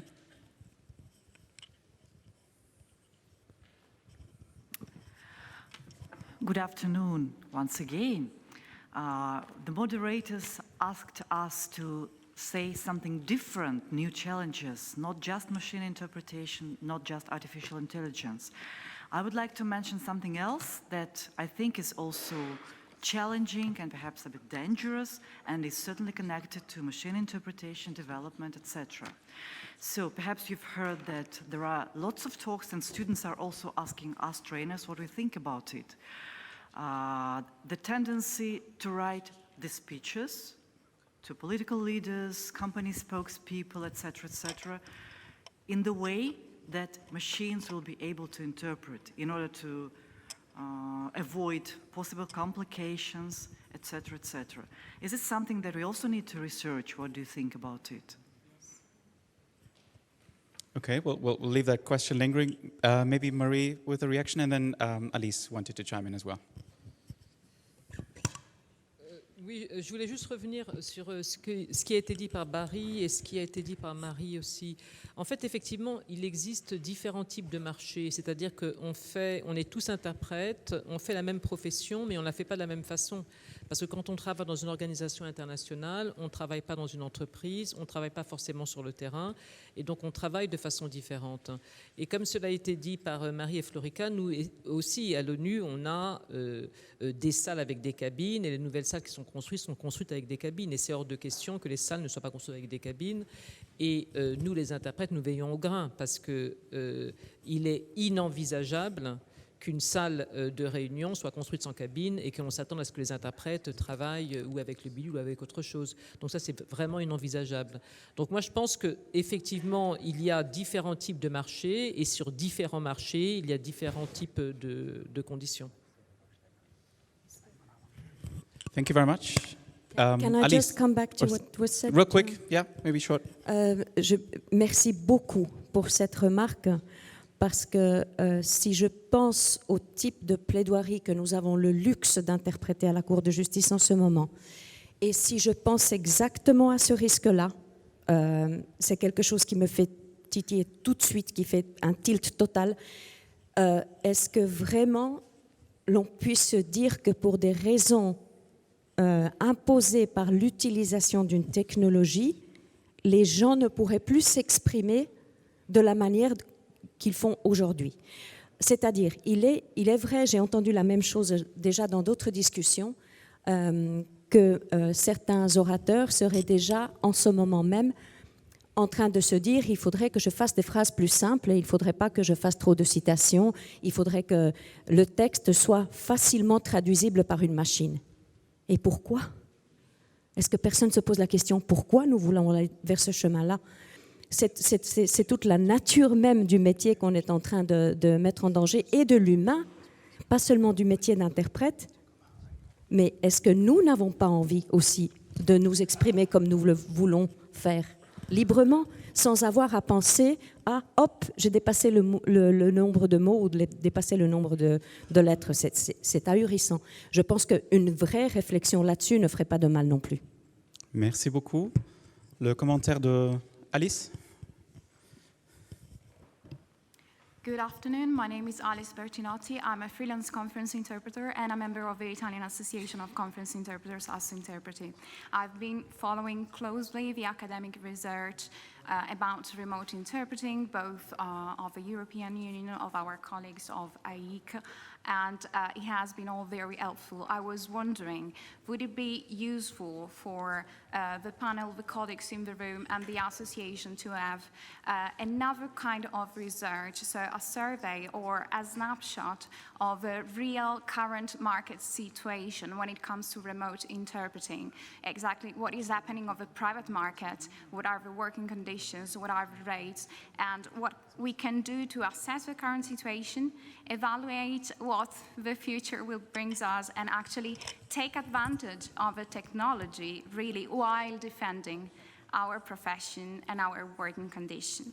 I was wondering if a sort of survey about stress factor, obviously objective stress factors, working condition, rates, and expectation of our interpreter colleagues would be helpful at all. So I'm looking forward to hear your insight, and looking forward to connect also with other researchers that are potentially interested in this area. Thank you. Vielen Dank für den Kommentar. Ich würde gern, wir können gleich noch mehr Reaktionen entgegennehmen, aber an der Stelle vielleicht noch mal kurz die Wissenschaft zu Wort kommen lassen. Claudio Fantinoli hat vor einiger Zeit ein Paper geschrieben und den interessanten Begriff der technologischen Wende, glaube ich, geprägt. Vielleicht können wir dazu noch was hören aus der Forscherperspektive. Ja,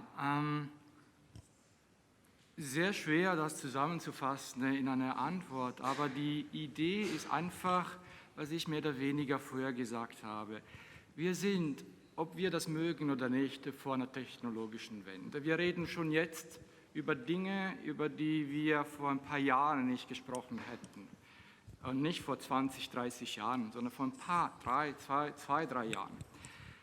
Diese Dinge sind Realität jetzt. Und es ist wichtig, dass wir anfangen, über den Tellenrand zu schauen. Und zwar aus unserer Perspektive. Sie haben gefragt, ein bisschen herausfordernd, provokativ zu sein. Wenn wir uns diese tolle Konferenz anschauen, wir sollten das ein bisschen umschreiben und benennen, es ist 100 Jahre auf Institutional Interpreting, International Institutions, weil wir haben fast nie über was draußen passiert und die Bedingungen auf dem freien Markt sind komplett anders, als was wir bei diesen tollen Institutionen auftreten. Und es ist wichtig, dass wir diese Perspektive, die wir haben, nur von der Elite zu denken, also die Simultandolmetschen und nicht nur Simultandolmetschen an sich als Art des Dolmetschens, sondern Simultandolmetschen in diesen Institutionen, wo die weiter so arbeiten werden, selbstverständlich für viele Jahre. Es wird sowas sicherlich nicht vorkommen, dass eine Rede angepasst wird, damit sie simultan automatisch verdolmetscht wird. Aber in anderen Segmenten, ich bin mir nicht so sicher, dass das nicht passieren wird, weil das ist Kostenfragen. Wenn die Qualität für mich unwichtig ist, oder wir verstehen uns trotzdem, und das ist, was passiert, nicht bei der UN oder bei der Europäischen Union, weil auf dem freien Markt gibt es unglaublich viele Konferenzdolmetscher, die überhaupt die Qualitäten, die wir hier besprechen, überhaupt nicht erfüllen. Und dann ist es einfach zu sagen, dann nehmen wir diese Texte, wir vereinfachen diese Texte und wir lassen sowas automatisch verdolmetschen. Und diese Technologie kommt und es kommt auch sehr schnell und diese Veränderungen in der Welt, was jetzt passiert, die kommen auf uns zu. Und wenn ich mir erlauben darf, füge ich auch hinzu, dass wir uns sehr spät bewegt haben als Profession in Richtung Technologien, weil wir ein bisschen, das ist meine persönliche Meinung, ein bisschen den Druck letztendlich fühlen, weil die ganze Welt, alle anderen Berufe, die werden technologisiert in irgendwelcher Form, dann müssen wir übersetzen, ist sowieso jetzt fast eine halb technologische, halb Maschine- und Menschengeschichte und wir spüren dieses Bedürfnis, irgendwas passiert um uns herum, da müssen wir auch etwas machen und wir machen das zu spät, oft mit Technologien, die vielleicht überhaupt nicht passen, nur weil wir diesen Druck haben. Und wir sollten dagegen steuern und richtig offen darüber reden, forschen, betreiben. Ja? Und weil sonst wird es zu spät sein und wir werden von einem Tsunami, wenn Sie wollen, ein bisschen erfasst, ob wir das mögen oder nicht. Und unabhängig davon, ob die Technologien reif sind, das ist fast unabhängig davon. Ja. Daran glaube ich und da sollten wir ein bisschen mehr darüber reden. Ja. Vielen Dank, Claudio. Also hat mir sehr gut gefallen auch der Kommentar, dass man sich nicht von den Entwicklungen treiben lassen soll. Uroš, als nächstes bitte. Thank you. 3 things. Barry, the hourly rate. That's a long-standing taboo in our profession. But we all know that in many markets, what happens is that simultaneous is billed by the day, consecutive is billed by the hour. Where that came from, I don't know and I don't understand, but it's there. Then also in an institutional setting, you have an interesting situation where you have a staff interpreter paid by the month, working by the slot, alongside a freelancer paid by the hour. That's going to be difficult to reconcile. It's something that would. No. I'm taking this a step forward to what he said about paying people by the hour and so on. So it's something that will have to be reconciled. It's not that simple. But it also brings me to the following. Performance orientation is kind of the word of the day nowadays in all things. And you can argue that the interpretation that you're hired for is only going to take 30 minutes. And you also have to argue that the shorter the interpretation you're hired for, the longer the preparation for that interpretation, because you have a much smaller window of opportunity to be perfect. And you have to be. If you make one mistake in a two-day conference, nobody notices. You make one mistake in a crucial speech that lasts 15 minutes that you're there for, game over. So these things need to be considered. The thing that Olga mentioned, that's interesting as well. We're in a world of politically correct communication. We seemingly are now moving to machine correct communication. But people adapt. We always adapt. Remember when we wrote letters by hand, it was one style. We moved to email, it was another style. Text messages are yet another style. And people adapt. When you're talking to somebody, they don't understand, you start flailing with your hands just to get the message across. So you instinctively adapt to whatever the environment demands of you. So that's something maybe to bear in mind. But to what Claudio, right, mentioned, I'm not that pessimistic, actually, because I think there's room for everything. Just like we still love watching classical theater and movies with real live actors, but equally we have artificial movies, if you will, cartoons. You can synthesize voices. It can be great and fun, but at the end of the day, people still want to watch live people doing real things. Voila. Thank you, Uroš. So we have 3 or 4 more questions. I would like all of you to keep it rather short, and then we'll move on to the next topic. So next up was Sarah again. Danke, ich mache das jetzt auch mal in meiner Muttersprache, wenn das okay ist. Ich wollte nur noch mal kurz betonen auch, dass wenn wir über Remote Interpreting sprechen oder auch, also erstmal bei Remote bleiben, dass es nicht darum geht, dass es alle Fälle ersetzt, also dass wir jetzt gar nicht mehr die normalen Situationen haben, dass wir in der Kabine arbeiten. Es geht ja vielleicht, also von daher, wenn darüber gesprochen wird, was das bedeutet für die festangestellten Dolmetscher bei den Institutionen, dann denke ich, dass die vielleicht sogar noch am wenigsten davon betroffen sein werden, vielleicht zu einem gewissen Grad. Und ich weiß natürlich auch, dass die Kommission sich gerade damit beschäftigt. Aber ich denke, dass zum Beispiel beim Court of Justice oder in anderen Situationen, dass das nicht ersetzt wird. Es geht vielleicht auch viel mehr darum, dass wir, wie gesagt, den Markt ausweiten können. Zum Beispiel für kleinere Sitzungen, wo sich das sonst nicht gelohnt hat, entweder finanziell oder es passen keine Kabinen mit in den Raum. Da ist es jetzt möglich, dass wir Dolmetscherdienste anbieten, was auch wiederum mehr Arbeit für Dolmetscher bedeutet. Oder wieder auf der anderen Seite des Marktes, ich weiß, in Australien, da wird Remote Interpreting eingesetzt für Dörfer, die ganz weit weg sind, wo kaum jemand hinkommt, aber die Leute eben auch Zugang zur Sprache haben sollen. Und ich denke, darum geht es und das sollten wir nicht vergessen. Das ist nicht, klar sind wir diejenigen, die dafür zuständig ist, diese Brücke zu bauen. Aber es geht darum, dass wir anderen Zugriff zur Sprache ermöglichen.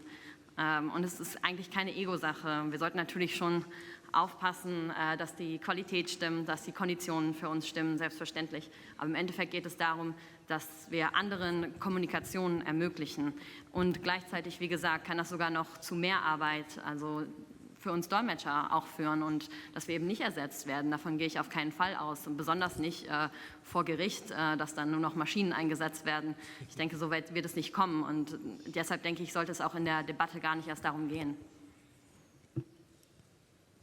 Thank you, Sarah. I'm going to sort of officially close the speakers list for this topic because we wanted to get to something else. Next up is Maya David. Please, go ahead.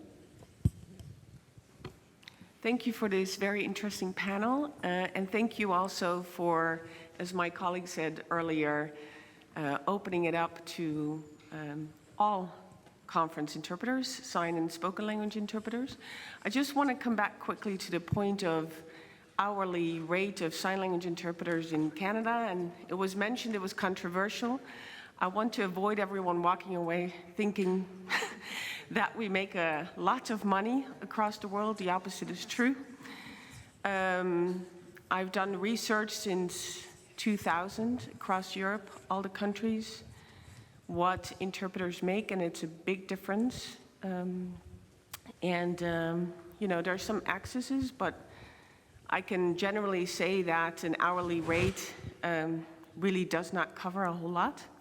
So I think we just need to be aware that, yes, we do the same thing as professional interpreters, but we come from a different history. So we are not trained as conference interpreters. We come from basically being taught and educated by the deaf community, learning how to sign, learning how to interpret. So this is also where the origins of the hourly rate comes from, because there's no way that anyone could pay us even a day rate, even if we would work an hour. So I just think that's important to keep in mind. And yeah, you're waving your flag. You agree with me? You mean this? All right, thank you. 5 seconds, Matthew, 5 seconds. Lest anyone think that I was advocating that sign language interpreters should not make a respectable living wage. That was not at all the comment. It was to provoke a conversation, because there's not one way of earning a respectable living wage. That's all. Thank and you. I believe our sign language brothers and sisters should earn as much as us. Yep. I liked how you said brothers and sisters, and I just wanted to... Just wanted to say, I say that every time, but I think it's important. We have lots to learn from the sign language community and the sign language interpreting community. I have a few people on my list. Is that a direct reaction to this? Tout Real à quick, fait. please. Ce serait juste un commentaire aussi à Uroš, qu'on se connaît. Je voulais juste spécifier, comme tout à l'heure Florika a réagi aussi, que dans les institutions européennes, bien sûr, les freelances ne sont pas payés à l'heure, ils sont payés à la journée. Et en plus, à la Cour de justice, où la préparation est cruciale, nous payons les freelances pour une journée entière de préparation avant de les mettre en cabine le jour après. Donc une audience à la cour veut toujours dire minimum 2 journées de travail entières, dont l'une est uniquement pour la préparation des freelances. Ok, merci pour cette clarification. J'ai Marklen Konorbaev. Good afternoon, ladies and gentlemen. I'm professor at Moscow State University, Lomonosov Moscow State University, and I'm proud to be here among this community. And I'm also the organizer of a contest of conference interpreters in Moscow. Probably many of you have heard of that. It's the Cosinus P Contest of Interpreters. As a university professor and as a scholar, I have a great interest in one walk of research that is absolutely vital for me and for my students. And this walk of research is what will the new generation of interpreters do with their reduced volume of reading, and how their memory will work? Because very often you need to interpret culturally, and you need to find a lot of issues, a lot of topics and dates and names and quotes. Without having good memory, with the reduced volume of reading, you wouldn't know how to find yourself in this new environment with paper books actually going out. Therefore, I'm interested in how the memory of these young interpreters will work, so that I could teach it in my classroom to my students. And then if I just say to them that just read more, this is not enough for me. I need the answer from neuroscientists who will explain to me how memory works and how to make the memory work more efficiently. The second question that I ask myself in terms of research is the following. The researcher starts working, and then with the reduced on-site interpreting, I'm interested, how can I understand and get the right quality from an interpreter who's not well known to me, who is digital, who is somewhere behind the screen? How do I measure this interpreter's reputation, professional reputation? Are there any parameters that can hold water? That I can, if I, for example, employ somebody to work as an RSI interpreter, or someone who is working beyond the screen, what are my judgments and criteria for choosing the right interpreter whom I don't know and whose reputation for me is not known? Are there any clear, measurable parameters for me to choose the right interpreter for the right purpose and for the expected quality? So these are the two walks of research that I'm thinking of at the moment, and would be very grateful for any response and support for these two questions. Thank you. Spasibo большое. I can imagine on the first topic that there is actually quite a bit of research on how reading is different from screens and paper books. So I suppose there's certainly someone in the room who can comment more on that.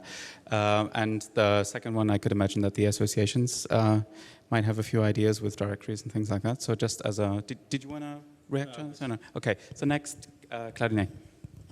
Yes, good afternoon. Very briefly, I'm a conference interpreter based here in Geneva, and I would like to comment very briefly on the hourly rate. The representative of the European Court of Justice read my mind, but I think, and based on my experience here in Geneva, mostly in the private market, this is a very dangerous path to go down, because when paying an interpreter by the hour, no one takes into account the preparation time, and that's especially important when we talk about remote interpreting.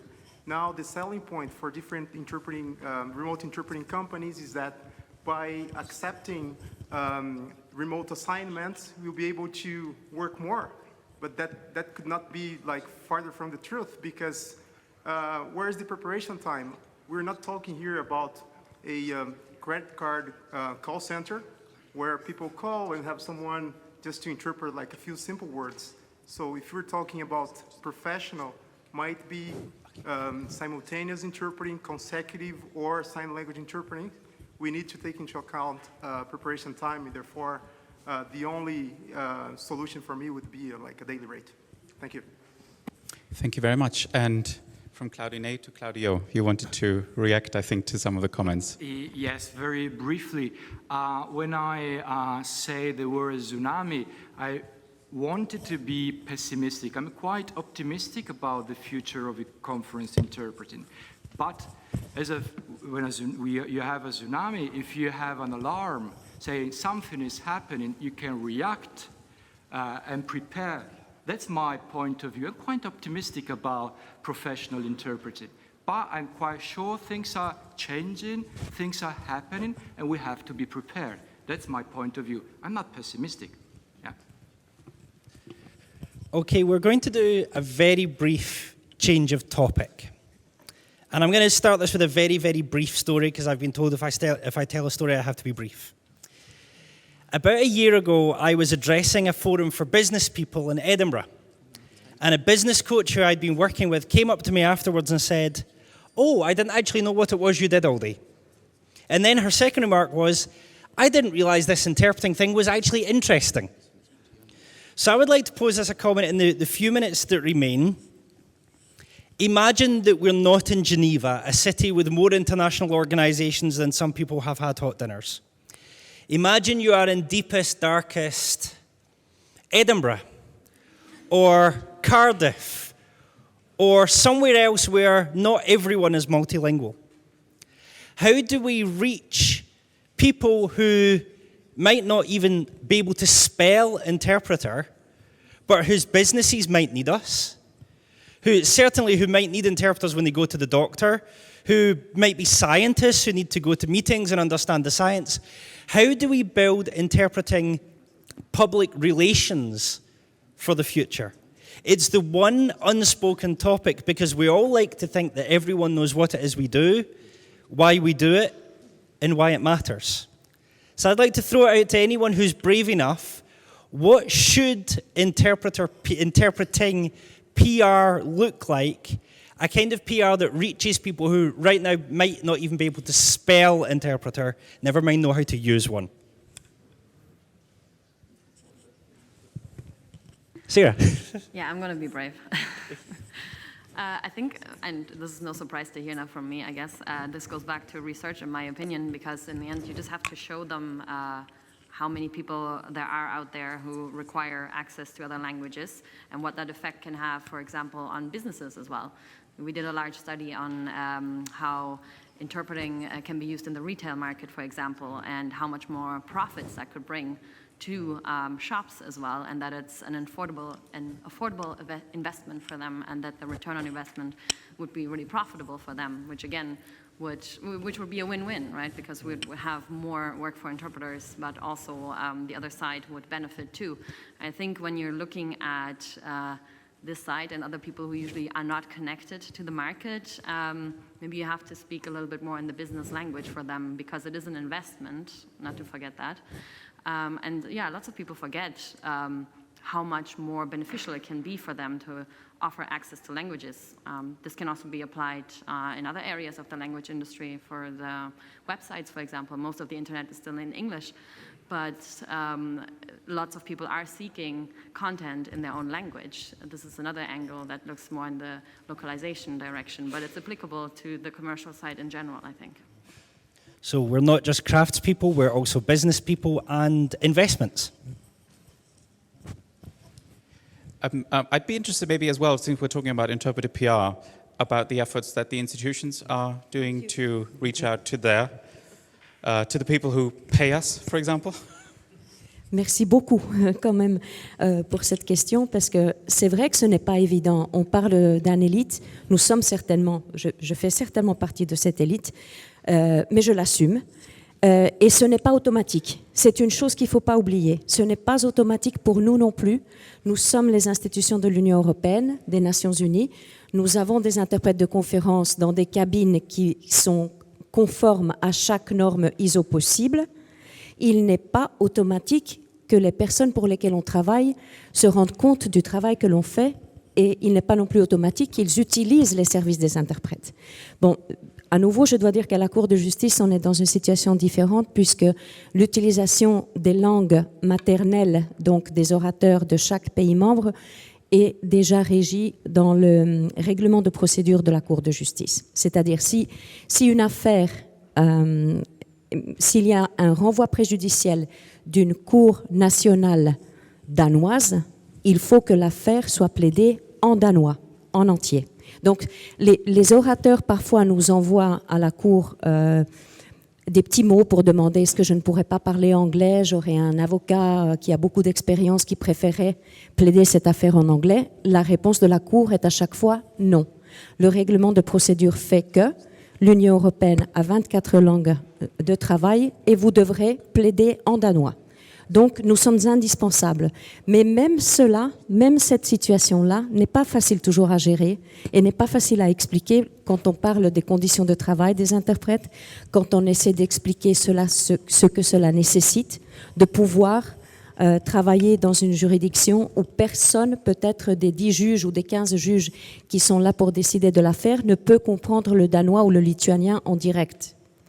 Et quand on parle de relations publiques, pour faire un tout petit peu de relations publiques, pour permettre que cette situation soit gérable et pour que l'interprétation soit de bonne qualité, c'est à moi et à mon équipe, c'est au manager de prendre les devants, d'expliquer aux juges déjà quelle est l'importance du travail d'un interprète, ce que cela nécessite de pouvoir le faire bien, au greffe de la Cour, où arrivent les plaidoiries, les textes, aux orateurs surtout, qui viennent devant la Cour. Je vais aussi parler une fois par an à l'ERA, à Trèves, où sont formés une grande partie des orateurs des gouvernements nationaux, donc les gouvernements qui viennent plaider devant la Cour. Je vais parler aussi aux agents de la Commission, aux services juridiques de la Commission, pour leur faire comprendre combien il est important de travailler en coéquipier en fait avec l'interprète pour que ça se passe bien. Il y a plein de choses à faire et à nous de le faire, puisque sinon nous allons tous sombrer dans le globish, et c'est exactement pour cela qu'il faut continuer à faire ce travail de sensibilisation. Merci beaucoup. Donc je vois que Marie a pris le microphone, après Florika et après Olga, s'il vous plaît. Oui, en fait, comme le disait Marie, je pense que c'est important de se vendre, mais il faut vendre l'excellence. En fait, on est arrivé à un niveau, à une situation où les délégués maintenant parlent les langues, en fait. Ils comprennent plus ou moins l'anglais, ils comprennent plus ou moins le français, plus ou moins l'espagnol. Et en fait, ils mettent leurs écouteurs quand ils ne comprennent pas, à cause de l'accent. C'est pas qu'ils ne comprennent pas la langue, ils ne comprennent pas l'accent, ou ça va trop vite, ou c'est complexe. Et c'est là où ils mettent leurs écouteurs, et c'est là où ils ont besoin d'interprétation. Et c'est là où l'interprète doit être excellent. Et c'est ça, moi en tant que chef interprète, c'est ça mon travail. C'est véritablement vendre l'excellence et expliquer au client que s'il veut vraiment tout comprendre, s'il veut vraiment participer pleinement à un débat, il a besoin de l'excellence, il a besoin de nous. Et je dois dire que ça marche. Et c'est là où il est important pour tous de comprendre. Je crois que c'était Ravier qui disait ça ce matin, qui disait qu'on était obligé, au niveau des tests d'accréditation, on était obligé d'accepter que l'excellence. On ne pouvait plus se permettre d'accepter des gens moyens ou des gens médiocres. Et en fait, c'est ça. Et donc, le travail de relations publiques, c'est un travail très important, mais on ne peut vendre que l'excellence. On ne peut plus vendre rien. On ne peut vendre plus rien d'autre, en fait. I think that deserves applause, actually, because I mean there are different definitions that we can have for quality. I'm not going into that, Jonathan, I promise. But I think, Alex, you said as well, there's no point in doing bad interpreting. I mean, that we might as well Absolutely. don't interpret at all. Okay, Florika. PR is part of my job description. We have 500 staff interpreter, and on a daily basis, 280 freelancers that we contract. I'm responsible for these people. We also have to look, what does it mean for an interpreter? What working conditions and so on they would like to have. But I have to look at the client, because the client is the payer. What are the developments, not the tsunami, but the developments, expectations also coming from the private sector might reach me. And I have to work with the political level, because that's where I get my budget and my post from. And now I give you a few examples how PR must also work, which means we use opportunities. Now people think, oh, this is a big service, everything will be taken for granted. No, because we are a taxpayer-based institution. So often, unfortunately, negative political developments for me are opportunities. Brexit, sorry to say, never ever had been so much appetite for national languages and multilingualism than now in the European Union. Multilateralism. I can very well explain to my political leadership that without interpreters, there's no multilateral negotiation. President Xi, he has understood Belt and Road, reaching out to 152 countries. You can't do this with interpreters. I do the same with my political leadership. Rule of law, very, very big issue for us in the European Union. If I defend rule of law, I defend European values. One of our big European values is diversity, respect for diversity. This is where I get my political leadership to listen and to understand what does it mean that interpretation can bring.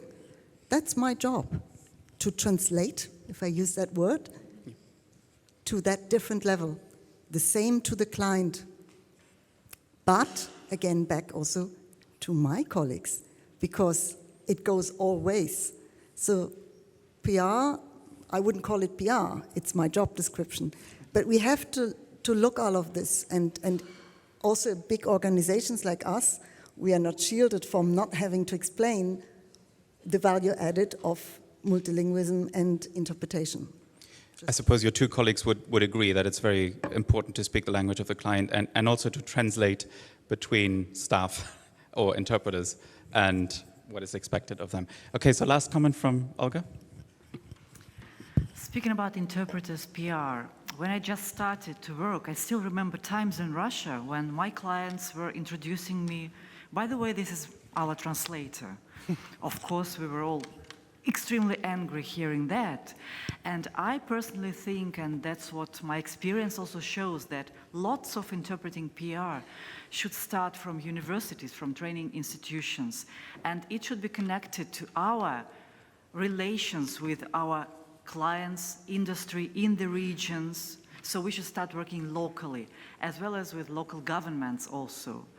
So we should educate them locally, and then when our graduates start working for these industries, and that's what we also do a lot, the attitude is completely different. And I consider one of my most important achievements the following thing, that after every conference that happens at the university, the rector always says, let's applaud to the interpreters. I think it's personally one of my greatest achievements at the university. Well done. Ja, ich glaube, das war jetzt auch schon sehr schön. Wir dürfen auf keinen Fall vergessen, den Dolmetschern zu danken mit einem großen Applaus am Ende. Und ich weiß, wir hatten ja versprochen, dass wir um 15:15 Schluss machen, aber in Deutschland haben wir ja die akademische Viertelstunde, die nehmen wir jetzt einfach mit. Wir hätten tatsächlich, bevor wir jetzt dann Schluss machen, noch eine Frage an den Uroš. Und zwar haben wir ja von Claudio, glaube ich, gehört, dass wir uns von der Technologie nicht so treiben lassen sollen. Und ich weiß zum Beispiel in Deutschland beim Verband der Konferenzdolmetscher machen wir uns tatsächlich sehr viele Gedanken, nicht nur über den technologischen Wandel bei uns im Beruf, sondern auch über viele andere Sachen, die das mit sich bringt. Zum Beispiel die verändernde Definition des beruflichen Wohnsitzes, verschiedene Arbeitskonditionen und generell eben auch Sachen wie Remote Interpreting oder was wir sonst in Zukunft potenziell mit anbieten müssen in unserem Beruf. Und ich weiß nicht, ob man das jetzt einfach so auf 2 Minuten beantworten kann, ich bezweifle es, aber 2,5. Wie müssen sich Berufsverbände in der Zukunft anders aufstellen, um sich von dem Wandel nicht treiben zu lassen, sondern um Zeichen zu setzen und proaktiv nach vorne zu gehen, anstatt hinterher zu laufen? Dankeschön. I think it's something we've been doing all along. As Christopher said today, it's all about change all the time, and as we've heard from the history and the story that he's told, we've gone through change all the time and again, and I think we're going to continue to do that. There's no doubt about that. One thing that's very interesting, and that your question links up to what was mentioned earlier, we talk a lot about interpretation, new technologies, people needing help with languages, businesses needing help with languages, which is what you mentioned, Jonathan. But I think what we're often forgetting is the clear distinction between interpretation at large and conference interpreting. These are two very different things. And with the onset of technology, which offers so many possibilities to so many, things like Skype and all these video conferencing technologies make communication simple, free of charge almost in many cases today, and all you need is a dude who speaks a good language to sit with you and you can have a little conference. That's not conference interpreting. But it's something that by many is seen as competition. It's not. It's something new out there, something that never existed for us, something that maybe was done, especially in Eastern Europe. There used to be a lot of business meeting with the secretary who speaks German and is going to help out. That's not conference interpreting either. So you see what I'm driving at is that we need to first of all define what it is that we are and our perimeter of what we do. Because interestingly enough, we're celebrating 100 years of conference interpreting. Well, guess what? We still don't have an internationally accepted definition of what conference interpreting is. So how about we agree on that one first? And I think technology is certainly helpful. It is a challenge. It is a disruptor, which is always good. But I think that we need to make a clear distinction between the challenges brought about to the world of communication and intercultural communication and language as such, which we file under interpreting, and conference interpreting, which is a very distinct thing and which has become very mainstream. And when I say mainstream, it also brings me back to the issue of pricing or salary or whatever we want to, whatever we want to call it, because let's say 100 years ago, when you had 20 people in the world who were capable of doing conference interpreting, price was not a question. Availability was more of a question. Now, when we've become a mainstream profession, there's also a greater spectrum in the various services and abilities offered and pricing. Just like you have lawyers who work at $500 a month or $100,000 an hour. I'll leave you with that thought. So we have had a fantastic discussion. And being a good practitioner researcher, rather than leaving us with a conclusion, I would like to leave us with a question. Many of us in this room have children or grandchildren or both. Imagine that your children or grandchildren or someone's children came up to you and said, I want to be a conference interpreter. Would you be able to recommend to a 7-year-old like my son, or a 10-year-old, or a 12-year-old, or even a 15-year-old, to go through all of the efforts that we've talked about to get trained, to go through all the efforts to learn the languages, to go through all the efforts to learn the world knowledge? Would you, after everything you've heard about the past of conference interpreting, about the present, and about the future, be happy to recommend to the children of now, the conference interpreters of tomorrow, that they follow us in our career? Thank you very much.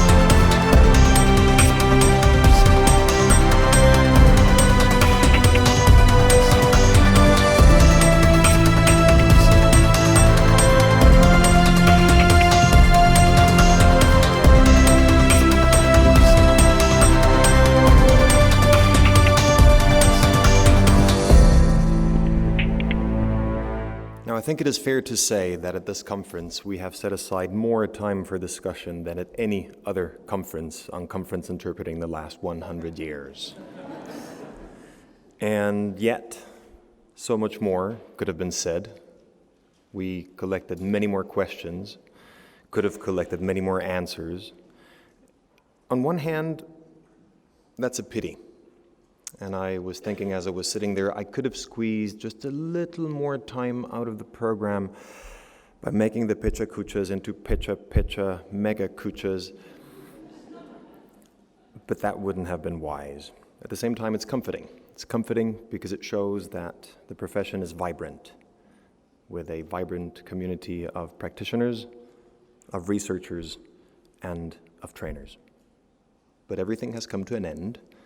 And so does this birthday party. A birthday which we share with the organization that has so graciously hosted us over the past 2 days, the International Labour Organization, an organization that has always championed the cause of dialogue. It is with great pleasure, therefore, that I invite the Deputy Director General of the ILO, Mr. Gerwijns, to come forward for his closing remarks.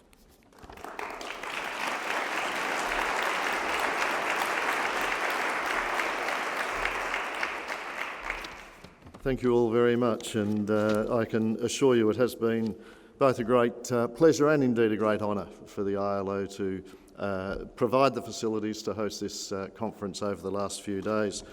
I was quite surprised when I did just walk in half an hour ago to find that the discussion was around wages, which is of course what this room hears almost every time there is a meeting in it, so it felt a very natural environment to be walking into. But then the second part, or the second comment that was made after I'd walked in, was around the public relations. And I really do think for an organisation like the ILO, and from my experience in the ILO, both now as an official of the ILO, but before that, indeed, I used to sit in the middle of that table behind us as president of the governing body of the ILO. And I can assure you that the best public relations for your profession is echoed by that genuine and heartfelt applause that the interpreters get at the end of every meeting that we hold in this room.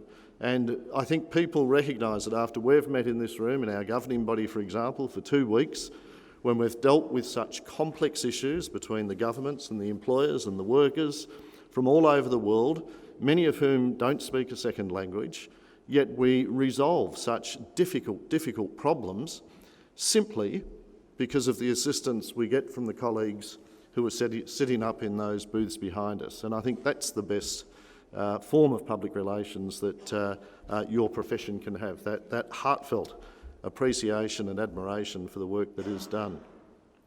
I think it's also important that when the hosting of this conference by the ILO just reflects what I think is very much a parallel history between your profession and our organisation. We've both turned 100 this year, and the success of our organisation, the success and the impact of the ILO has largely been as a result, as was just indicated, of our approach to dialogue. And of course, dialogue means that those who are engaged in it need to be able to understand what the others are saying, and that's where your profession has been integral to the success and impact of the ILO over the last 100 years.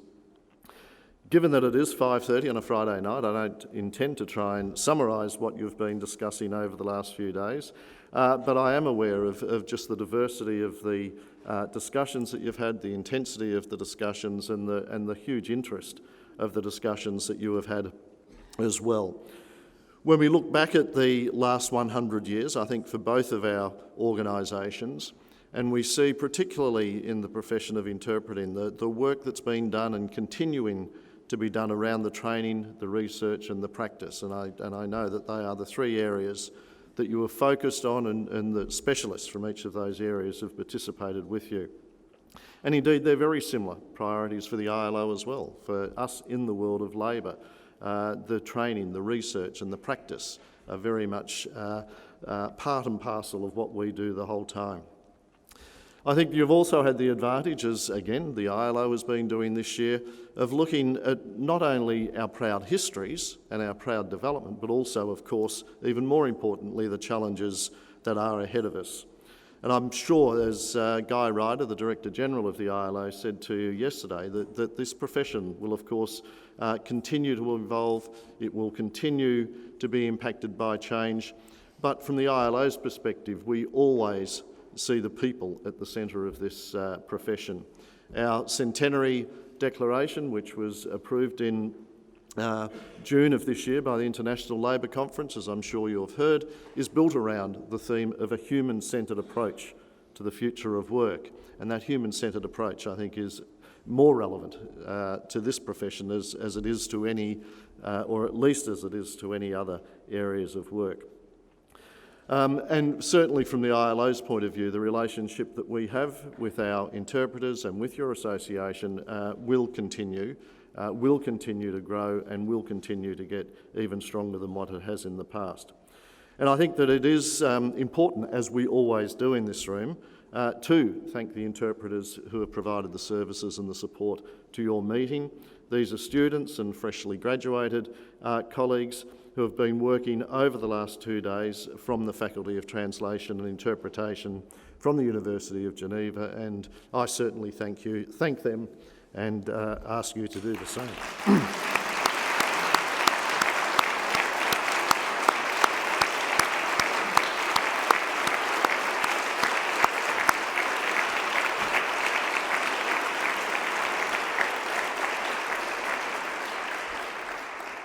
I think many of you would be aware that the ILO enjoys a very strong relationship with the University of Geneva and, of course, specifically with the Faculty of Translation and Interpretation and with Killian and his colleagues. And I'd like to thank him and his colleagues for the fantastic collaborative way that my colleagues here in the ILO and his have been able to work together to bring this conference together so successfully over the last few days. And so Killian and also to Monica, the head of our interpretation services. I think they've done an amazing job.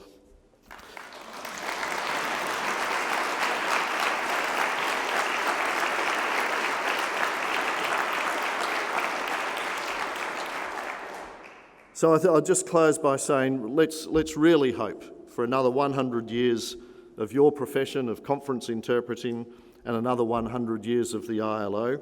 And I'm quite sure that with the very rapid pace of change in technology, the change in health, the change in work, we can all look forward to meeting here again in person in 100 years' time. Thank you all very much.